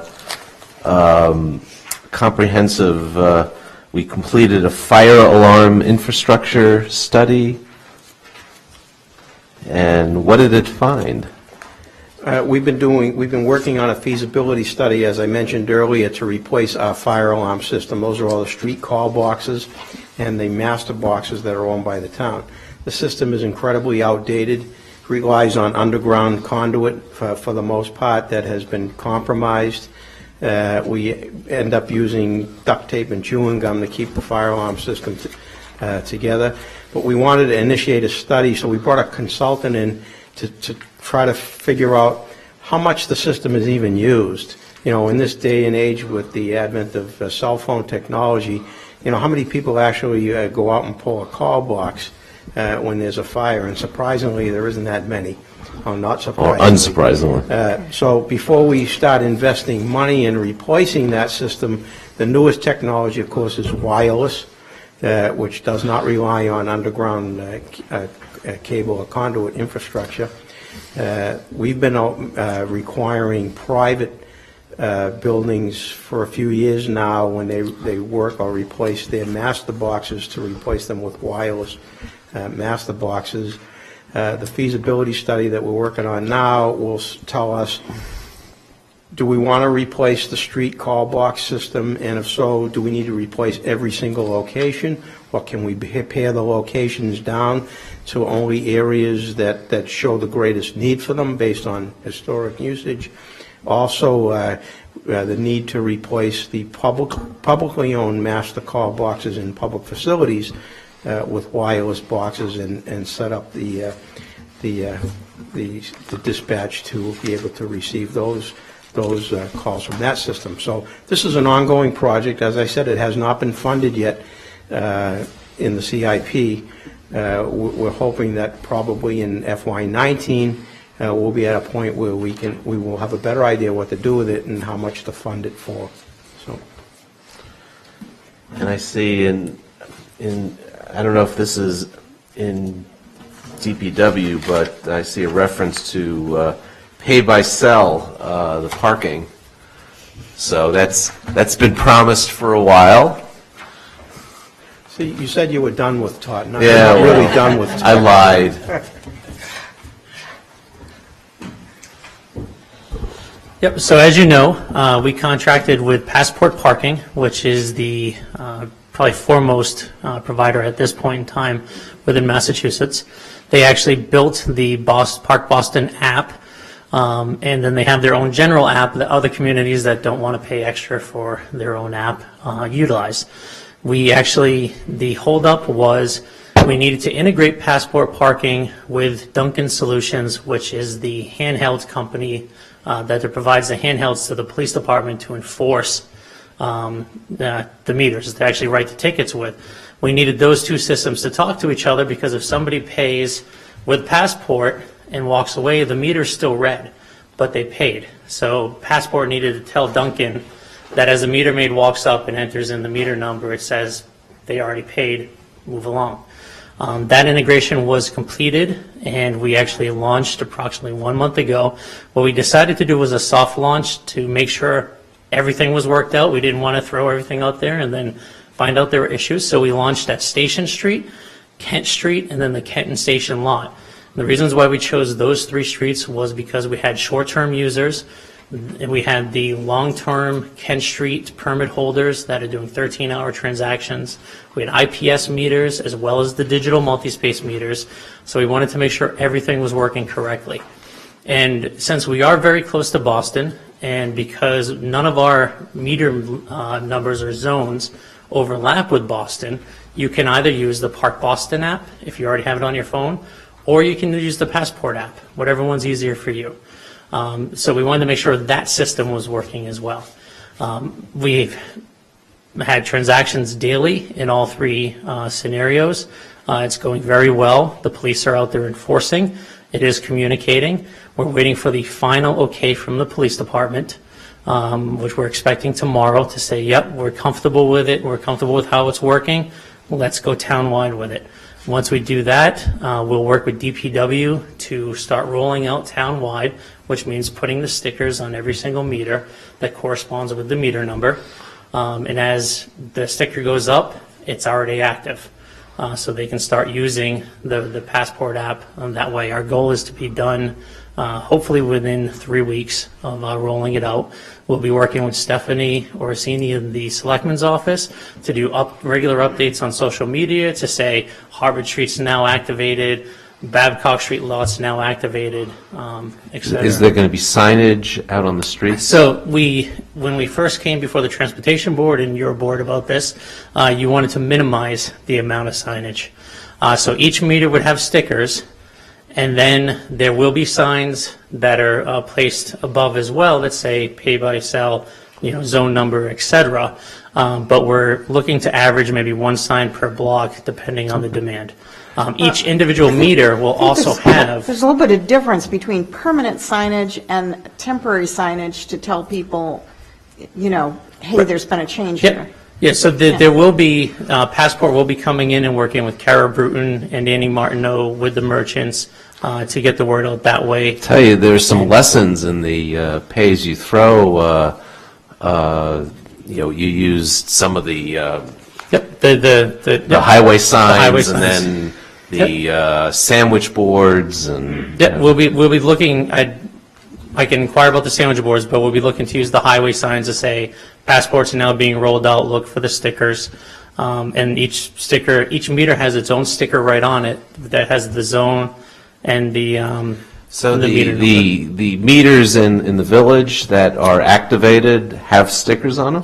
Yep, so if you go down Station Street or Kent Street or the Kenton Station lot, they already have stickers on them. Oh, wow, cool. Yep, and we've been seeing transactions every single day. Cool. And we're getting positive feedback so I'll far. have to get the app and try it out. I assume the app is free? Yes, it is. The meters aren't.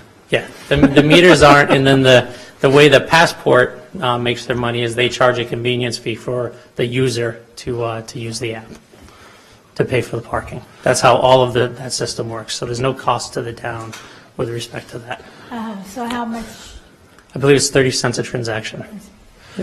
So what you're gonna have to that's interesting, because if you physically put a credit card in the meter, the meters that take them, the town eats the convenience fee. Just for The now. transaction fee. Just for now. Right. We hope that will soon change. Yeah, I think, well, Todd's also referring to the convenience fee that Passport, in order to be able to enable the app as well. Yeah, the 30 cents goes to Passport, and that is to pay Passport. That's where they make the money, and then they also pay for the credit card transaction that happens to be But on the it meter. seems to me we should be encouraging people to use the app. Absolutely. And we shouldn't provide an incentive for people not to use the app, other than feed coins in. So if they're going to pay by credit card, it's going to cost them less. It's going to cost the town more, because we're eating the... We would have to eat that 30 cents. So if we decided that we didn't want the Passport to... No. I'm saying that we should, with the credit card transactions in the meters, we should be charging the users the same. You're preaching to the choir. That's one. The Transportation Board has been actively supporting the thought of that, of passing on that fee. So what's been the holdup here? So I think part of it is a question about the legality of charging different rates for the same service. And, offering a convenience, there's some legalities that need to get sorted out in order to be able to implement this. To see if we can pass on that sort of convenience fee when you use a credit card. Mr. Klecker has told me that as soon as we have a new finance director in place, we'll move forward on this. Okay. One of the things that we do right now to combat it is we do require a minimum transaction of 25 cents. So that you can't charge, and we actually saw this at first with other communities where people were charging 10 minutes, which wasn't covering the cost of even the credit card transaction. So when we went to credit card meters, we actually imposed a 25-cent minimum. So we would break even, we wouldn't be getting a hit. But again, we favor passing on that fee. But that's a decision that would be made by... I'll tell you, I wish I had known that, because it probably would have... Well, we'd have to think about this, but if the town isn't getting anything for what's now a 12-minute or something like that. Yeah, 12-minute transaction. Yep. Maybe we should have given them a 12-minute grace period, but that would be hard to enforce. I'm just thinking aloud. I shouldn't do that. But yeah, expect the question of the fee, passing it on to the user, to come before you soon. Right. Okay. Any other questions? Mr. Russell and Mr. Johnson have gotten off scot-free. They're very disappointed, I can tell. Oh, and Mr. Ditto has gotten off scot-free. Yeah, just so you know. That's unusual. This discussion took 45 minutes, which is about $1 million a minute, so. That's what you're charging us, or we're... It's your money. Any other? As long as Mr. Ditto is here, I want to ask him about, I brought the board up to date on the gas leaks in the pilot study, but I didn't know if you had any additional information that I did not convey.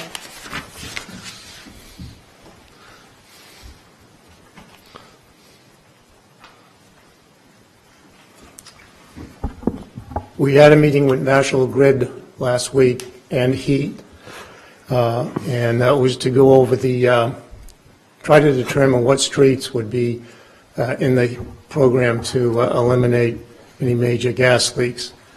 Grid gave us a list of 20 streets, of which I shortlisted 12, and I sent that back to National Grid for their approval, and I'm going to contact them tomorrow to find out if they're comfortable with the streets and what their next steps are, which I hope will be to come in and get a permit. Yeah, I think you and I have had some conversation about this, but at some of our public meetings in conjunction and around the Ninth School project, we heard from some neighbors that there's kind of a recurring gas leak at the Hammond and Heath intersection. And I certainly would like that to be fixed before we start major construction in the area. That's number one on our list. Okay, very good. Any other questions for the DPW crew? I think that's about it. Thank you.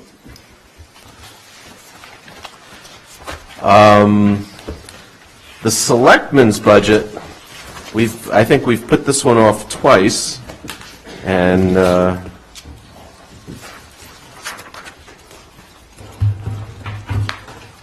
Mr. Faison. Good evening again. So, the total amount of the Selectmen's budget this year is $697,169.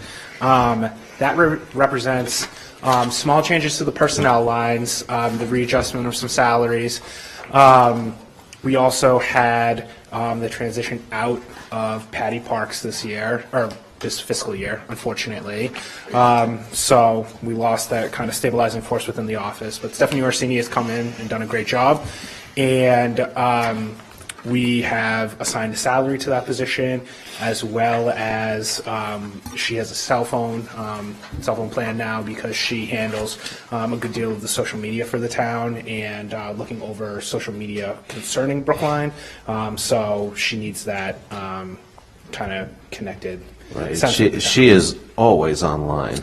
She is.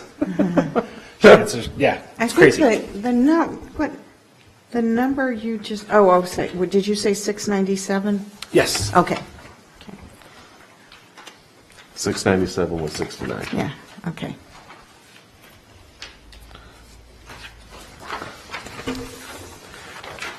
Well, I just want to mention again, and as you listed as one of your performance workload indicators, but I'm delighted once again to have the AAA bond rating, and thank all of you who work so hard to see that we have the fiscal discipline that allows us to get that. That is absolutely critical as we're doing these many capital projects.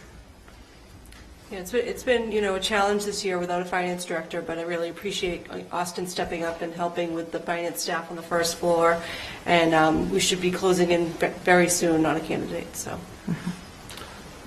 That's good. Okay. I will just, since you mentioned Stephanie, I'll just say that I'm really pleased at the transition between Patty and Stephanie. I mean, we were so very much used to Patty and her knowledge and her professionalism, and I do miss her, but Stephanie has really exemplifies many of those same characteristics that Patty had, and she's very efficient and learning more about the town all the time, and if she doesn't know, she always goes and finds out, and it's she's very pleasant to work with. So I think it's working out very well. Absolutely. She's doing a great job, and she's also kind of augmenting some of the systems that are already in place. So now that she's really settled into the role, it's really exciting to think of some of the things that she'll kind of achieve some more efficiencies Right. within the department, I think. And I just want to give some credit to the staff. Kate and Brenda have definitely stepped up, and Kalila as well, to help with the transition. And Definitely. They've been Yep. very helpful. Definitely, we noticed that Yep. and appreciate it. Okay, a controversial budget. It's a small budget, but it's one that we are intimately familiar with. Is that the way to put it? I don't know. Well, you know what I mean. Yes. And the last one is unclassified, and this is where we put all the stuff that doesn't kind of fit anywhere else. So this essentially are certain appropriations that don't necessarily fit within a particular budget. We have an out-of-state travel line that allows for the town administrator to send either one or two people to a out-of-state conference. Printing of warrants and reports for town meeting, that is the budget book, the combined reports.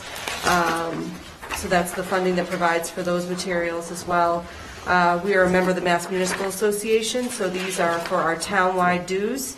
We have general insurance for certain property in the town, boiler, auto, equipment, landlord liability.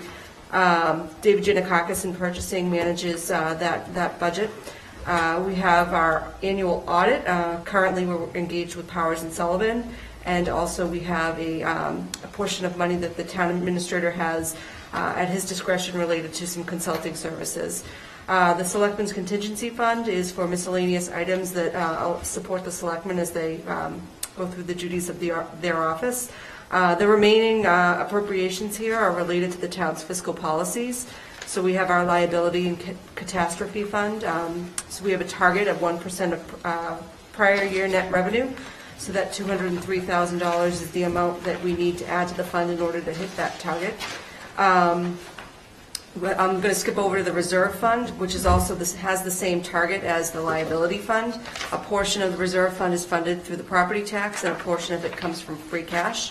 After satisfying the reserve fund, the liability fund, and the CIP, if there's any available funds left in free cash, we are able to put 15% of what's left over to the Affordable Housing Trust Fund.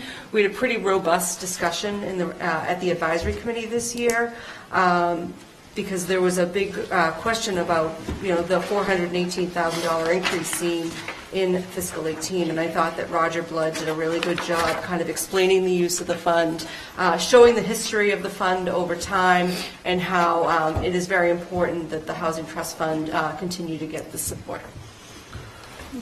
Selectman Daley. I just want to say something in relation to the Housing Trust Fund. On the CDBG committee, we did recommend a substantial amount to go toward funding the Jewish Community Housing for the Elderly project, which the town has made a commitment to that project, and this was supposed to satisfy a large part of that commitment. I mean, if this current administration goes through with its efforts to completely cut CDBG funding, that's going to mean a major hit to the housing, Affordable Housing Trust Fund, since that money won't be able to come from CDBG. I just want to put it on people's radar screens, that we'll have to figure out what we're doing there. Yeah, I'll also say that the Affordable Housing Trust Fund has been, I don't know if I'll call it managed by, but has been guided by the Housing Advisory Board, and they have used it to augment funding in other projects. It's filled gaps. It's made affordable housing projects possible that wouldn't have otherwise been possible without it, and it's really the only source of unrestricted cash that we have to support affordable housing. And especially now, and this is an announcement that I missed at the beginning, with this past week, we were certified by the State Department of Housing and Community Development as meeting the goals of our housing production plan, and that gives us a one-year safe harbor from the 40B, the Chapter 40B provisions, where we kind of have to say yes to developers. But during that 1 year that we have the safe harbor, we can't let our guard down, and we shouldn't be saying no just because we can, because we're still short of the 10% goal, and if after that year we haven't met the 10% goal, we'll be in the same place we were when we got the certification, and we could be facing another deluge. So it's really incumbent upon us to be thinking hard about how we can meet that 10%, and are there any projects out there that we can support to help us meet that goal, and the Affordable Housing Trust Fund could be a tool to help us. So it's an important tool.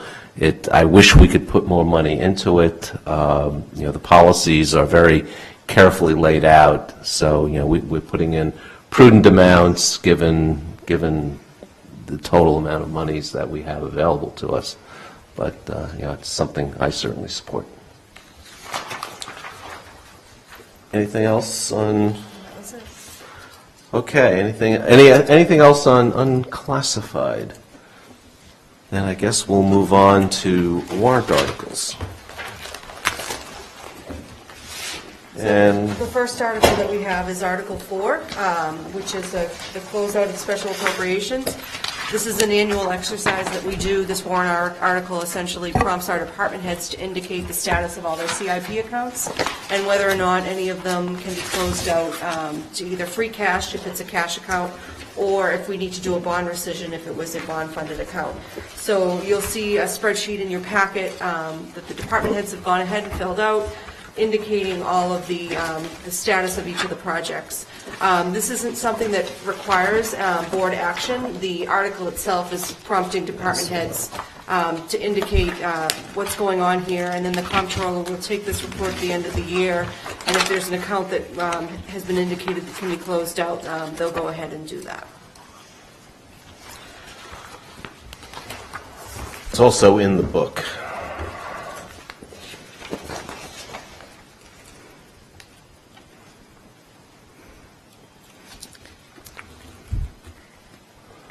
Is this our public hearing on? This is our public hearing. Is there, do we know if there's, do you want us to hold on this, or do we want to go ahead and vote it? This is it's kind of a standard no action, isn't it? Yeah, that's generally what the motion has been. A couple of things just to point out. There are a couple of appropriations that will be closed. One in particular is rather large, the Center Street parking study. The planning, that is under the planning group under revenue financed accounts. It's K134. That's a $100,000 appropriation. The planning department feels that this should be folded into what they're already looking at in terms of the strategic asset plan, the major parcel study. So at this point, they're not ready to spend this appropriation. It may be some time before they are, so they feel that they should close it out and then potentially come back after getting some of the results of these studies. A couple of miscellaneous accounts. The public safety dispatch study was done this past year. There's a small balance of $51.60 in the account. Since that study is done, that can be closed out towards the end of the year. So that's just a couple of examples of some of these funds that are ready to be closed. So So we have to move favorable action on this? Well, the comptroller can close these at any time, but he doesn't feel comfortable doing that, especially for larger appropriations, without department head affirmatively saying that it's okay. Yeah, it's as I understand, it's more an informational. Yeah. If we had a bond rescission, there'd be a prepared vote for you for that, but there are no bond-funded accounts at this point that are ready to be closed. But we should move favorable action to give the controller the authority to move forward. He already has that authority. Right. The motion is no action. It always is. Okay. All right. It's It's been no action for the last 15 years that I know. I can't even remember. See? It's blurring together. Okay, so I'll move no action on Article 4. All those in favor, please say aye. Selectman Daley? Aye. Selectman Franco? Aye. Selectman Keller? Aye. Selectman Green? Aye. And the chair votes aye. And, this is a public hearing. Are there any members of the public who wish to speak on this article? I don't see any. The next one is an easement, Article 17.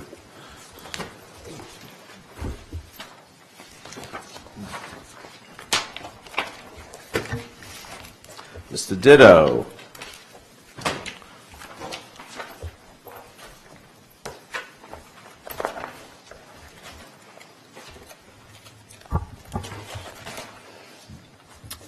So the developer at the project at 1180 Boylston Street, which is at the intersection of Boylston and Hammond Street,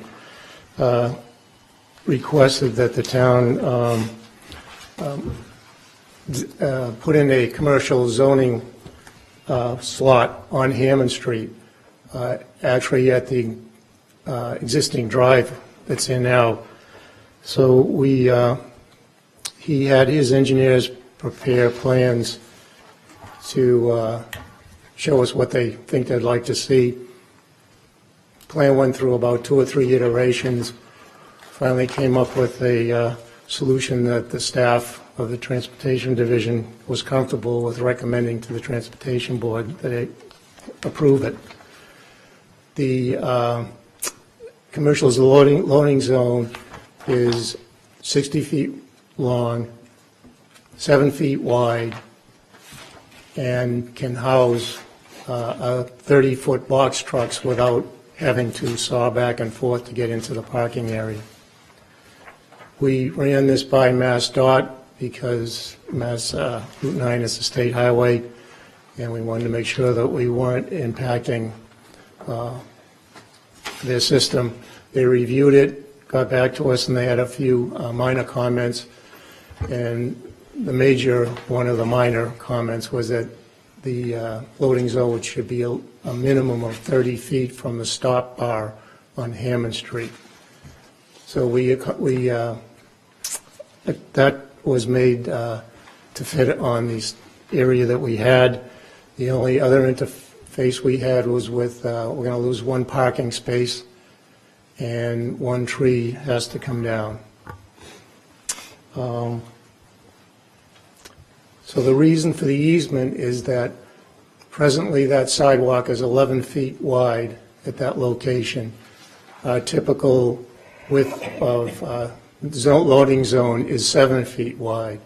So if you go 7 feet into the existing sidewalk, you're left with 4 feet for a public walk. In the commercial area, that's just not acceptable. So the developer agreed to give us a 6-foot wide easement, approximately 60 feet long, along that section of his property. So he's comfortable with giving us this easement. There are conditions that he's going to have to maintain and repair any deficiencies in the sidewalk. He's agreed to do that, and now it's here in front of you for approval. I might say that we've done this, we did this at the Circle Cinema also on Chestnut Ave where the sidewalk is pinched. So we had to get an easement for the public sidewalk. So it's not something that's totally new with the town. What's the pedestrian experience going to be like? Is it going to sort of be a straight continuous sidewalk, or is it going to jut in at a certain point? Yeah, it's going to be a gentle weave. If you're walking down the sidewalk, you're going to have to go a little bit to the right. Again, you got 4 feet of existing sidewalk that you could walk on if you wanted to walk straight, but I don't think that's going to happen. So it'll be a gentle weave in and then back out again. That's an interesting description. It's kind of hard to tell from this diagram. It's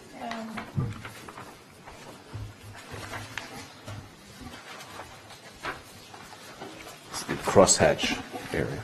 Is there currently parking in this area now? There is one spot that's going to be taken up, So take out one but the spot. rest of it was an existing driveway.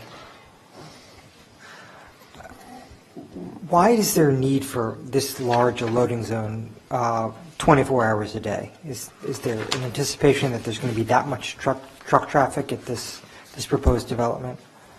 As far as the size of the, this is the smallest size we felt comfortable with, that we could.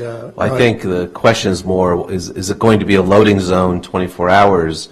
Or are you going to is it going to be signed for 12-hour loading zone and allowed parking after that? Exactly. I mean, that's sort of what I see most frequently in other downtown areas where, you know, in the early morning hours, it's a loading zone, and the rest of the day, it looks like and feels like regular on-street parking.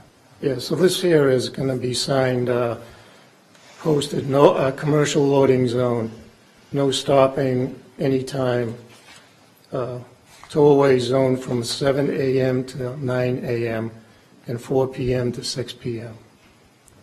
So the rest of the time, will there be a meter there and it's available for public parking or no? No, I think that's, Todd will correct me on this.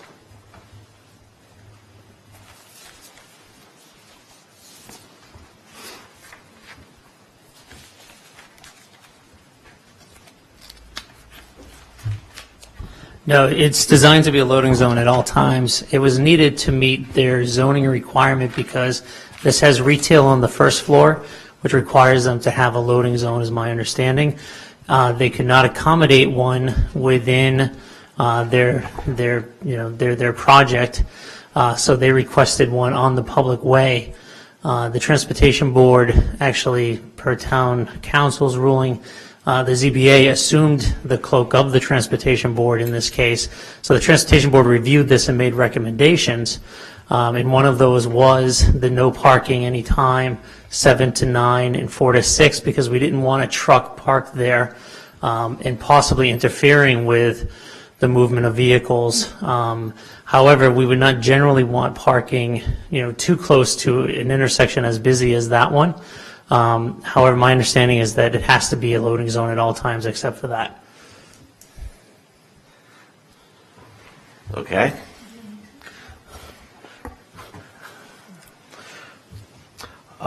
This is a public hearing. Are there any members of the public who wish to speak on this warrant article? Okay, I just want to make sure I have this clear. So it's a loading zone at all times, but they can't have a truck there at 7 to 9. During the rush hour. Correct. During rush hour, it's a posted no parking tow-away Okay. zone. I just want to make sure it's Outside not- of the rush hour. it's No not gonna loading, affect no loading during the rush hour. my school Correct. drop-off a block away. Yeah. Okay. Well, that didn't happen. 40B. This is a public hearing. I announced the public hearing, and Oh, yeah. we're just deluged with people wanting to speak.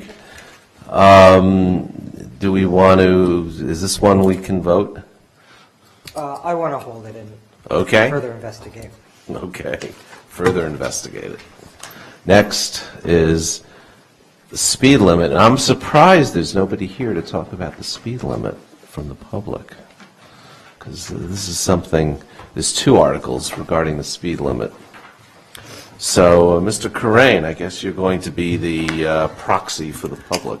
Yep. Oh, actually, Chairman Safer is out of town, so I'm proxy for the Transportation Board who submitted this warrant article. Article 18 is to accept a provision in the governor's bill, which was signed in August, the Mass Modernization Bill, which allows a municipality, whichever authority within that municipality, to establish a statutory speed limit of 25 miles per hour on either a designated street or community-wide. Right now, Mass General Law, Chapter 90, Section 17, establishes the statutory speed limit of 30 miles per hour on all local roadways which are designated thickly settled or in business districts. This would allow the town to lower that to 25 miles per hour without having to go through the very detailed process of doing several speed studies, a vote by the Transportation Board, and then a request for Mass DOT for permission to lower the speed limit or post a different speed limit. So there has been in the past several legislative sessions a bill that has always been submitted by various legislators seeking to change Chapter 90, Section 17, the 30 down to the 25. The Transportation Board has always written a letter of support for this to our to our state delegation. However, that bill has always been sort of stuck in committee each time and then dies, and then a new session starts and gets refiled. So when the governor was looking to put together this sort of, I call it a hodgepodge bill of municipal requests, this is one of the first ones that people related to transportation and safety requested. So this allows, provided that town meeting votes, it will give the Transportation Board a sort of another tool to utilize to attack the problem of traffic cutting through residential roadways at high speeds, and will allow us to reduce the speed limit to 25 miles per hour after a public hearing, either per street or townwide, depending what the Transportation Board wants to do, and will then allow the police to enforce a lower speed limit. Instead of the 30, it will allow them to enforce the 25. So sort of, help deal with the issue. Would this be kind of business district to business district specific? So the if town meeting passes this, the town-wide in business districts, it's not necessarily going to go down. So what town meeting does is town meeting is accepting the local option legislation. And then the Transportation Board, which has the authority to establish a speed limit, would then have the authority to either go street by street or to say town-wide. Several communities, the city of Boston, the city of Newton, the city of Somerville, have all implemented this, Beverly as well, and they have actually done town-wide or city-wide. So that means that on all thickly settled streets or streets within business districts, it's a 25 mile per hour speed limit. So are all thickly settled streets marked thickly settled? No, it's a legal term within. So within if you're driving down a street, I presume there'll be a speed limit sign. So it depends. If we go street by street, you'll have the 25 mile per hour sign posted on just that street. If you go town-wide, then it's similar to our town-wide regulation for no overnight parking or the 2-hour rule. And a sign will actually be posted at every border entrance into the town that says speed limit 25 mile per hour unless otherwise posted. So that's actually what you see as you drive into the city of Boston now. It's certainly less cost, isn't it? It's much less cost, and it saves on, the sort of the sign clutter and within our residential neighborhoods. And so as you drive into the city of Boston right now on Harvard Street, right as it becomes Harvard Ave, not to malign my counterparts over there, you do see a sign that says speed limit 25 mile per hour. However, instead of putting a new pole with a new sign at the 7 foot, they decided to attach it to an existing pole, so it's about 30 feet in the air. So I see it because I'm an oddball and I look for this stuff, but most people wouldn't see it. We would actually look to place signs. You would have the Enter in Brookline, and probably right behind that you would have the 25 mile per hour. So it is visible, enforceable, and able to stand up to any challenges. Selectman Heller. So I'm curious, I know that Babcock Street, I live near Babcock Street, has always, since I've lived here in 1973, been 25 miles an hour. Yep. So was there some special procedure? Correct. Yeah, there is a special procedure in the existing state law that if you want to post a speed limit sign, whether it be higher or lower, you have to do a series of studies. You have to have the Transportation Board as a local authority pass it and then send that to the Commonwealth of Massachusetts, Mass DOT, for their permission. They have established their sort of criteria is that they will not let you post a speed limit sign unless it's the 85th percentile speed. So that's their criteria. So what we do is when we get these requests for lower speed limits, we'll go out and we'll actually do their speed limit test. It takes about 6 months to do because you can't just put out the road tubes. You actually have to use a radar gun, and you can only count the first car because he's the pace car. So no other cars after that you can count, and you have to count a certain amount of cars each hour. over a series of time. If the 85th percentile speed, let's give you an example, if it's a 30 mile per hour speed limit statutory, if the 85th percentile speed comes back at 35, we throw away the study, we tell the neighbors, we're going to keep the 30, and then we look to use traffic calming to slow it down even further. If it's less than the 30, so High Street's a good example. We did one over High Street, and we came back with this statutory. The speed limit was 28 miles per hour, and the Transportation Board voted in a request to sign it at 25, which is within the range Mass DOT will allow. We sent it to Mass DOT. It's still under review. This was a year ago. So if this is passed, this would allow us to address and meet the needs of our residents a lot faster. Yeah, I'm in favor of it. I think 30 miles per hour on most of our streets is too fast. We have a lot of pedestrians, we have kids, and if it makes it, I'm thinking of the ninth school area, if it makes it less attractive for people to cut through Brookline, all the better. Yeah, I actually looked into many years ago when a neighbor's child on my street was hit by a car, and we looked into trying to get the speed limit reduced, and it was just such a hurdle.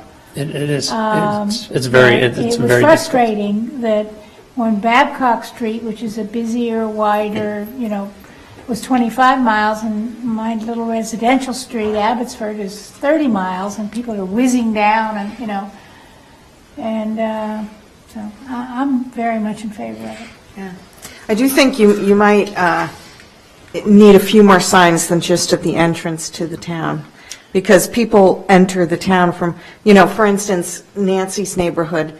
There's lots of ways off Commonwealth Avenue when you're to enter onto Brookline streets, and not all of them have a welcome to Brookline sign, I don't believe. So, there may be, you may need a few more signs around town to remind people. We'll have to go out and do an audit, only because we did one about 5 years ago, and we had every location, every entrance was covered. And the reason why is because we're legally obligated, if we want to enforce the 2-hour rule or the overnight rule, to have it posted at every entranceway. Okay. So we'll have to go back and make sure that corrected. everything I guess is. I just haven't been paying attention. No, it might have been knocked down, or it's by a college and it might have walked off.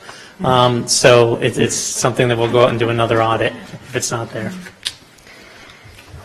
Do we I want to vote this one? I think there's no members of the public who are wanting to speak on this one. I'm willing to move favorable action. Okay. I'll move favorable action, or I'll accept Selectman Daley's motion for favorable action. All those in favor, please say aye. Selectman Daley. Aye. Selectman Franco. Aye. Selectman Heller. Aye. Selectman Green. Aye. And the chair votes aye. Thank you. And last but not least, I think this is the last thing on our agenda. There's one more in the back. There is, okay. Article 19. Mr. It's Craig. me again, yes. So what Article 19 does, and this is the second part of the bill that us transportation people requested, was to create what's called a safety zone, which would allow us to post, similar to a school zone, a speed limit of 20 miles per hour. And similar to a school zone, you would have to designate the start of the zone, say 20 mile per hour sign, and then when you're out of that zone, it would be, zone end. And what the goal of this is to identify areas where there's high pedestrian activity or a special situation where you would want someone going even slower than now, hopefully 25 mile per hour. We have them around our school zones. That's the only place legally right now where we can post them as school zones. However, school zones are K through 8. So technically, our high school is not a school zone, and we're not allowed to post a 20 mile per hour school zone around our high school under state law. But this would allow us to create a safety zone around BHS and sign it as 20 mile per hour. So, for example, Greeno Street, right in front of the high school, Technically 30 would make miles. sense for that to be Right. Yep. Yep. Exactly. So the streets surrounding the high school Tappan, Davis would make sense. Other areas that other municipalities have looked at that we would most likely look at are near parks and playgrounds. Also the senior center area where you have other, sort of users that you'd want to protect with those slower speeds. So the city of Somerville was the first to implement this. The law went into effect November 7th, and they adopted this November 8th. Their Board of Aldermen did, and they've actually created 80 safety zones. Around every parcel they have, every high school they have. I mean, 80 is sort of a high number, but that sort of gives you an idea of where you can use these to lower the speed even further. They do have to be justifiable. There's no guidelines. The state didn't provide any guidelines, but there has to be some reasoning behind it. So if a police officer writes a $20, writes the citation for it, and the person challenges it in court, they can defend it and say this is a safety zone. Here's the reasons why. This is why we enforce it. But the Transportation Board would like the authority to be able to create these safety zones, and libraries, parks, playgrounds, the high school, private schools that might not have a school zone qualify for it, especially parks that are on both sides of the street. So like the lot and playground where you're crossing between both sides in order to get to them. Those kind of areas would be where we'd want to target and set up these safety zones. Seems pretty straightforward. Any questions from the board? No, once again, I'm in favor. Are there any members of the public who wish to speak on this? I see none. They could be hiding down on the floor. We don't know. We have to ask. So we ready for a vote? Okay, so I'll move favorable action on Article 19. All those in favor, please say aye. Selectman Daley? Aye. Selectman Franco? Aye. Selectman Heller? Aye. Selectman Green? Chair votes aye. Thank you. Thank you. And we have, we've noticed a vote on Article 8. So the last time we talked about this, the board had a couple of questions about the language in the warrant article. I reached out to our financial advisor, First Southwest. You have an email that should be in your binder that explains that this would allow the town to have the flexibility to deal with the net premium in order to apply it to the issue amount. If we didn't vote this warrant article, we would need to set the premium aside in a separate account and then go to another town meeting to actually have it appropriated. So it just provides us with a little bit more flexibility in that regard. Okay.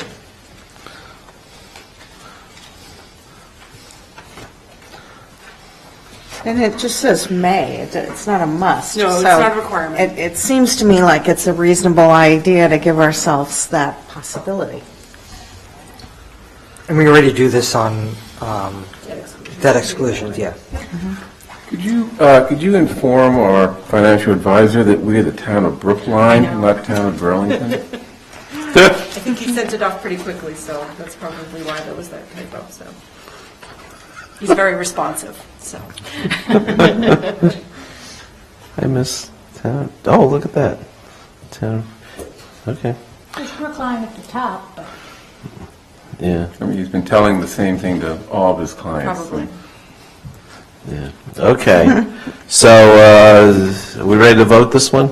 Yeah. Okay, I'll move favorable action on Article 8. All those in favor, please say aye. Selectman Daley? Aye. Selectman Franco? Aye. Selectman Heller? aye. Selectman Green? Aye. And the chair votes aye, and I think that concludes our business for tonight.